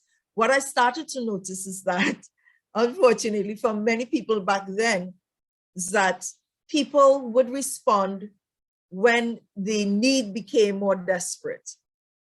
And very often I was advertising when the need was not as desperate because I'm putting things in place. So people started responding when they recognized, oh, my child has exams next year. They would start to apply for the classes in their exam year. And again, because I've been doing this, I've been doing the private tuition for over 25 years. I started to get to a place where I did not have to advertise all the time. I've had families, they've sent all of their children. I've had people who, they came, they sent their sister, they sent their brother. People who came in the adult classes, or people who I taught at the university level, who I taught to become teachers. And then they had children, so they started sending their children at the primary level. And now you'll get the call, I got your number from so-and-so, I got your name from so-and-so. But what happened in the beginning, you see that self-doubt that made you feel like this is not going to work. It's not going to work. And then you listen to the wrong voices in your head. This is why it's so important. Again, faith. I can do all things through Christ who strengthens me. I'm the head and not the tail. And to be able to voice the correct words for yourself. Make those declarations for yourself, because if you are operating in purpose, if you are working with your passion, the doors will open. And trust me, you may stand by that door knocking, leaning, banging. It's not opening at that time, but keep moving. If you could learn how to lean up by a door and still move, that's what you need to do. Lean up by that door and still move. Keep your eyes open, because you might be leaning on the door, focusing on the door, but the window opens. So we have to be preparing while we are observing, but we don't get stagnant. We have to be prepared while we're observing. That's right. And I absolutely love that. And it's just for some wealth of breath of fresh air, just listening. And as Dennis says, keep moving, and good advice. Beverly Young has a question that says, just how did your faith just help you overcome some of these challenges during? Because I know it was really fun. You mentioned being away from your family, even though you wanted to be a bit far. How does your faith help you? I'll tell you, I remembered one night I was in my dorm in Barbados crying. I tell you, when I listened to Serena, there's so many things that Serena said that, like, I was like, she's sharing my story. I'm hearing my story. And I was in Barbados. I think I was in my second year, and I was really, really homesick. And again, because I'd made a decision to become a little more assertive and I was in a new environment, I'd actually gotten involved in the guild, and I became the chairperson of my hall. And it meant that I had to work with this team and move this team forward. And it was really out of my comfort zone. Nonetheless, there was one night I was in my room and I was homesick. I was really homesick, and I remember crying. And it could have been about midnight. UWI life, nighttime is the busiest time, especially if you're on the dorm. And I was homesick, and someone came and knocked on my door and said, Kimarie, there's a call for you. You have the phone on the block. And I'm thinking, who's calling me at this hour? And I got to the phone, and a friend called from home in Tobago. And he said, I just called to check on you. You are on my mind. And this was, I'm telling you what year this was, huh? This was 2002. This was 2002. But I remembered it because it was at that point that God reminded me, you're not alone. Even when you feel lonely, even when you feel discouraged, I'm here with you in this journey, and I will send people to support you and encourage you. I remembered another day in Barbados, a time when I was feeling very low, and I was involved with the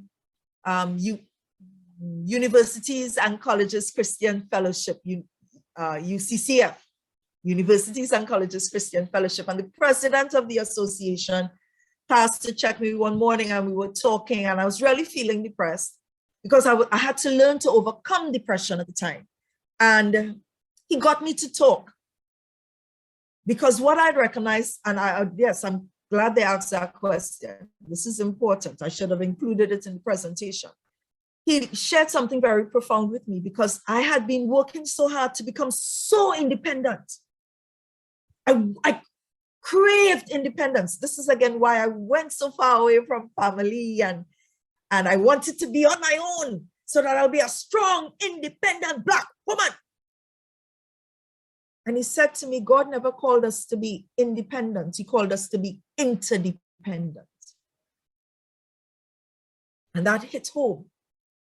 Interestingly, the year after, that's when I went back to Trinidad. I did my final year at St. Augustine, because at the end of the 2 years in Barbados, I learned what I needed to learn. And again, understanding purpose. I needed to be in Barbados to grow. And when he said that to me, I was prepared now to go back closer to home, closer to family. Because in every step of the journey, God kept showing me, I have not left you. You may want to leave me, but I have not and will not leave you. He sends people at the right time. He sends the word at the right time. You turn on the radio and you hear something like, wait, that's for me. Something happens at the right time, and God just has a way of whispering and getting your attention. And I would not have gotten to this point without the faith. I came home, I remembered, and again, I said I was struggling with depression for many years, and I've learned how to overcome it through praise and singing. But I was home one night, depressed, home, crying to myself that, oh, I'm so alone. I was already divorced. I hadn't remarried. My son was visiting his father in the US, at home, alone, the lights off, the TV on. You know, you create the atmosphere for the depression and the pity party. And I'm home. And my sister called me. And I remember picking up the phone thinking, I don't want nobody bothering me now. And she called me and she said, listen, Kim, you can talk to a lady. She's going through a tough time. That's how I'm thinking. But I'm going through a tough time too. And then my sister explained what the lady was going through. Well, I had to dry up my tears one time because I realized I did not have a problem. Because her situation was so heavy. But the woman needed someone to talk to who had experienced a difficult marriage. And that was another lesson that showed me, Kim, what you went through with that divorce has to be part of your story because there are people who've had it worse. My ex-husband and I talk today. We talk, we laugh, we joke. There's some people who cannot do that because of how bad it was.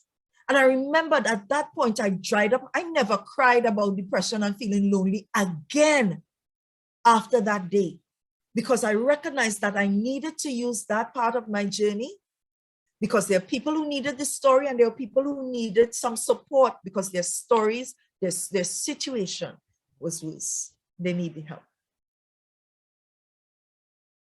And I absolutely just love the breadth of information persons are saying that. It's just amazing just hearing this come out. You know, Kevin was asking, the smooth moving me, I can continue, and absolutely yes. And I think that's shown really, really well. The chat is going and is full of praise and full of commendation. We have Kesha and person saying she's amazing. We're ready for next week. Ready? and we're ready for another day. Everyone, it's so amazing. Gloria says, which I believe as perhaps will be the comment that makes you smile the most. Kimarie, she says she is ready to write her story right now. And I believe that right there is one of the perfect way in which we can just bring it all together about why it is that we are here, ladies and gentlemen. Kesha says such a diverse group of presenters. She's truly wowed by the wealth of information and disseminated. You know, she's going to be taking up, she's going to be finding the finders and finding the helpers. That's one last thing I guess I could ask you. It's just for the persons that want a bit of a little more inspiration, if it is, or wanting to reach out for your services, how they could find you at professional space and email that they can continue. And as well for your company, I know that's another one in which you're doing really good things. So they can find me on LinkedIn, they can find me on Facebook. In order to connect with me, I would say LinkedIn and Facebook. My number is a public number because I put it out there for business purposes. It's 1-868-723-5239. In fact, this is it, 1-868, because it's Trinidad and Tobago, 1-868-723-LADY. Let's put it that way, 723-LADY, 723-LADY, 723-LADY. Trinidad and Tobago area code 723-LADY. And you have it there. You can get me on WhatsApp, as I said, Facebook, and we go from there. I I absolutely love that, and I love how we start. We have heard the say today. Find the helpers, and how it is that we can move from that session. Persons are absolutely loving, and I want to just overall just thank you for your time. I can't even say your time and expertise. I have to say for the stories, for the injection of passion and motivation to get moving as well. And I think especially when when you said so many things there about, oh, well, I have a problem too. I need to dry mine. And then you're like, I don't have it's been amazing, amazing being with you. And well, thank you. And I want to thank you, Miss Richardson Thomas, just for being here again today. And I know we truly, truly appreciated it. Thank you for the opportunity. I really appreciate the collaboration with UPRO and the UWI Alumni Association for creating this platform. And again, it really has been a privilege and a pleasure being with you all tonight. Thank you again. Thank you, thank you. I saw some things in the chat a while ago, and I said from the very beginning that this is going to be an exemplary evening. One that would make the night feel young, the night feel long, and I can honestly say that we said day 3 would not disappoint. We said don't worry about it, and I can be pleased to say I think we've gone beyond all the other days in terms of time. Simone says day 3 days is not enough, and I believe this has really been such a pleasure and an honor being here for every single person. She's sending her LinkedIn link in the chat at the moment for us to listen, and I think it's been exemplary. You know, when I started off this week on Tuesday, as I brought, spectacle and brought attention to the partners for this conference, the UEI, the Alumni Relations Arm, and the UPRO Global Foundation, I said that it's perhaps fitting that we're discussing persons navigating life journeys, life lessons on the pathway to present day. And it's fitting as well that the UE Alumni Relations, which speaks about one UE, one alumni family together, and the UPRO Global Foundation, which is saying that exactly what we've been doing here, that by providing access to information, coaching, mentorship, development, employment, that we can empower persons worldwide, not just in our backyards, worldwide. And I believe these 3 days, Mrs. Maxwell, have been a testament, a true testament of what it is that we can be doing. You know, on our first day, I can remember someone said, they said, presenter, thank you, Dr. Richardson. You know, I'm ready to step out. He's in that moment. I won't maybe call him out here. He said, I'm in that moment of ready to get moving and to change where I want to go. And it was no accident. And I'm glad I came here tonight. He came back the next night again. And he was saying, I am ready in that moment. And I have been seeing persons here with us. And if you didn't believe it, if it was just off a whim and you thought it was just the promotion and the promotional, aesthetics of the information, then you have no doubt in your mind now that the Soft and Life Skills Series Conference is the place to be. Anytime, all day, every webinar. And I'm going to invite you to continue to tune in, to keep updated with our latest, monthly webinars as well. You can check out our Instagram and social media page at UE Alumni Online. You can check on YouTube where we share rebroadcasts of a lot of these recordings. You may even find yourselves on this at the University of the West Indies Alumni Online. Ladies and gentlemen, Michelle is giving a lot of praises for me, but I cannot give the praise to myself because the praise is for the audience and you all who have stayed. You've stayed with us. I said tonight that as we go later and further in the night, the numbers, Mrs. Maxwell, strangely are going up. And that, I am telling you, is amazing and fantastic. Congratulations to you, Kevon, Spanking Harris, Simone. Simone has been here every day. Kesha has been here, Gloria, and here for the final time. And for now, until you follow us again, this is me signing out, wishing you a pleasant evening. You're a fantastic audience. Clap yourselves. Mrs. Maxwell is clapping herself. You're a fantastic audience. And I believe that it is there that I will sign out for the night. Ladies and gentlemen, find the helpers. Kesha, you can find me as well on LinkedIn if you need to in the moment. And I can be honest that we'll all be taking from this. Thank you, everyone. Stay tuned, and I wish you a pleasant evening. No, or rather tomorrow. I'm only joking. Thank you for being with us so far.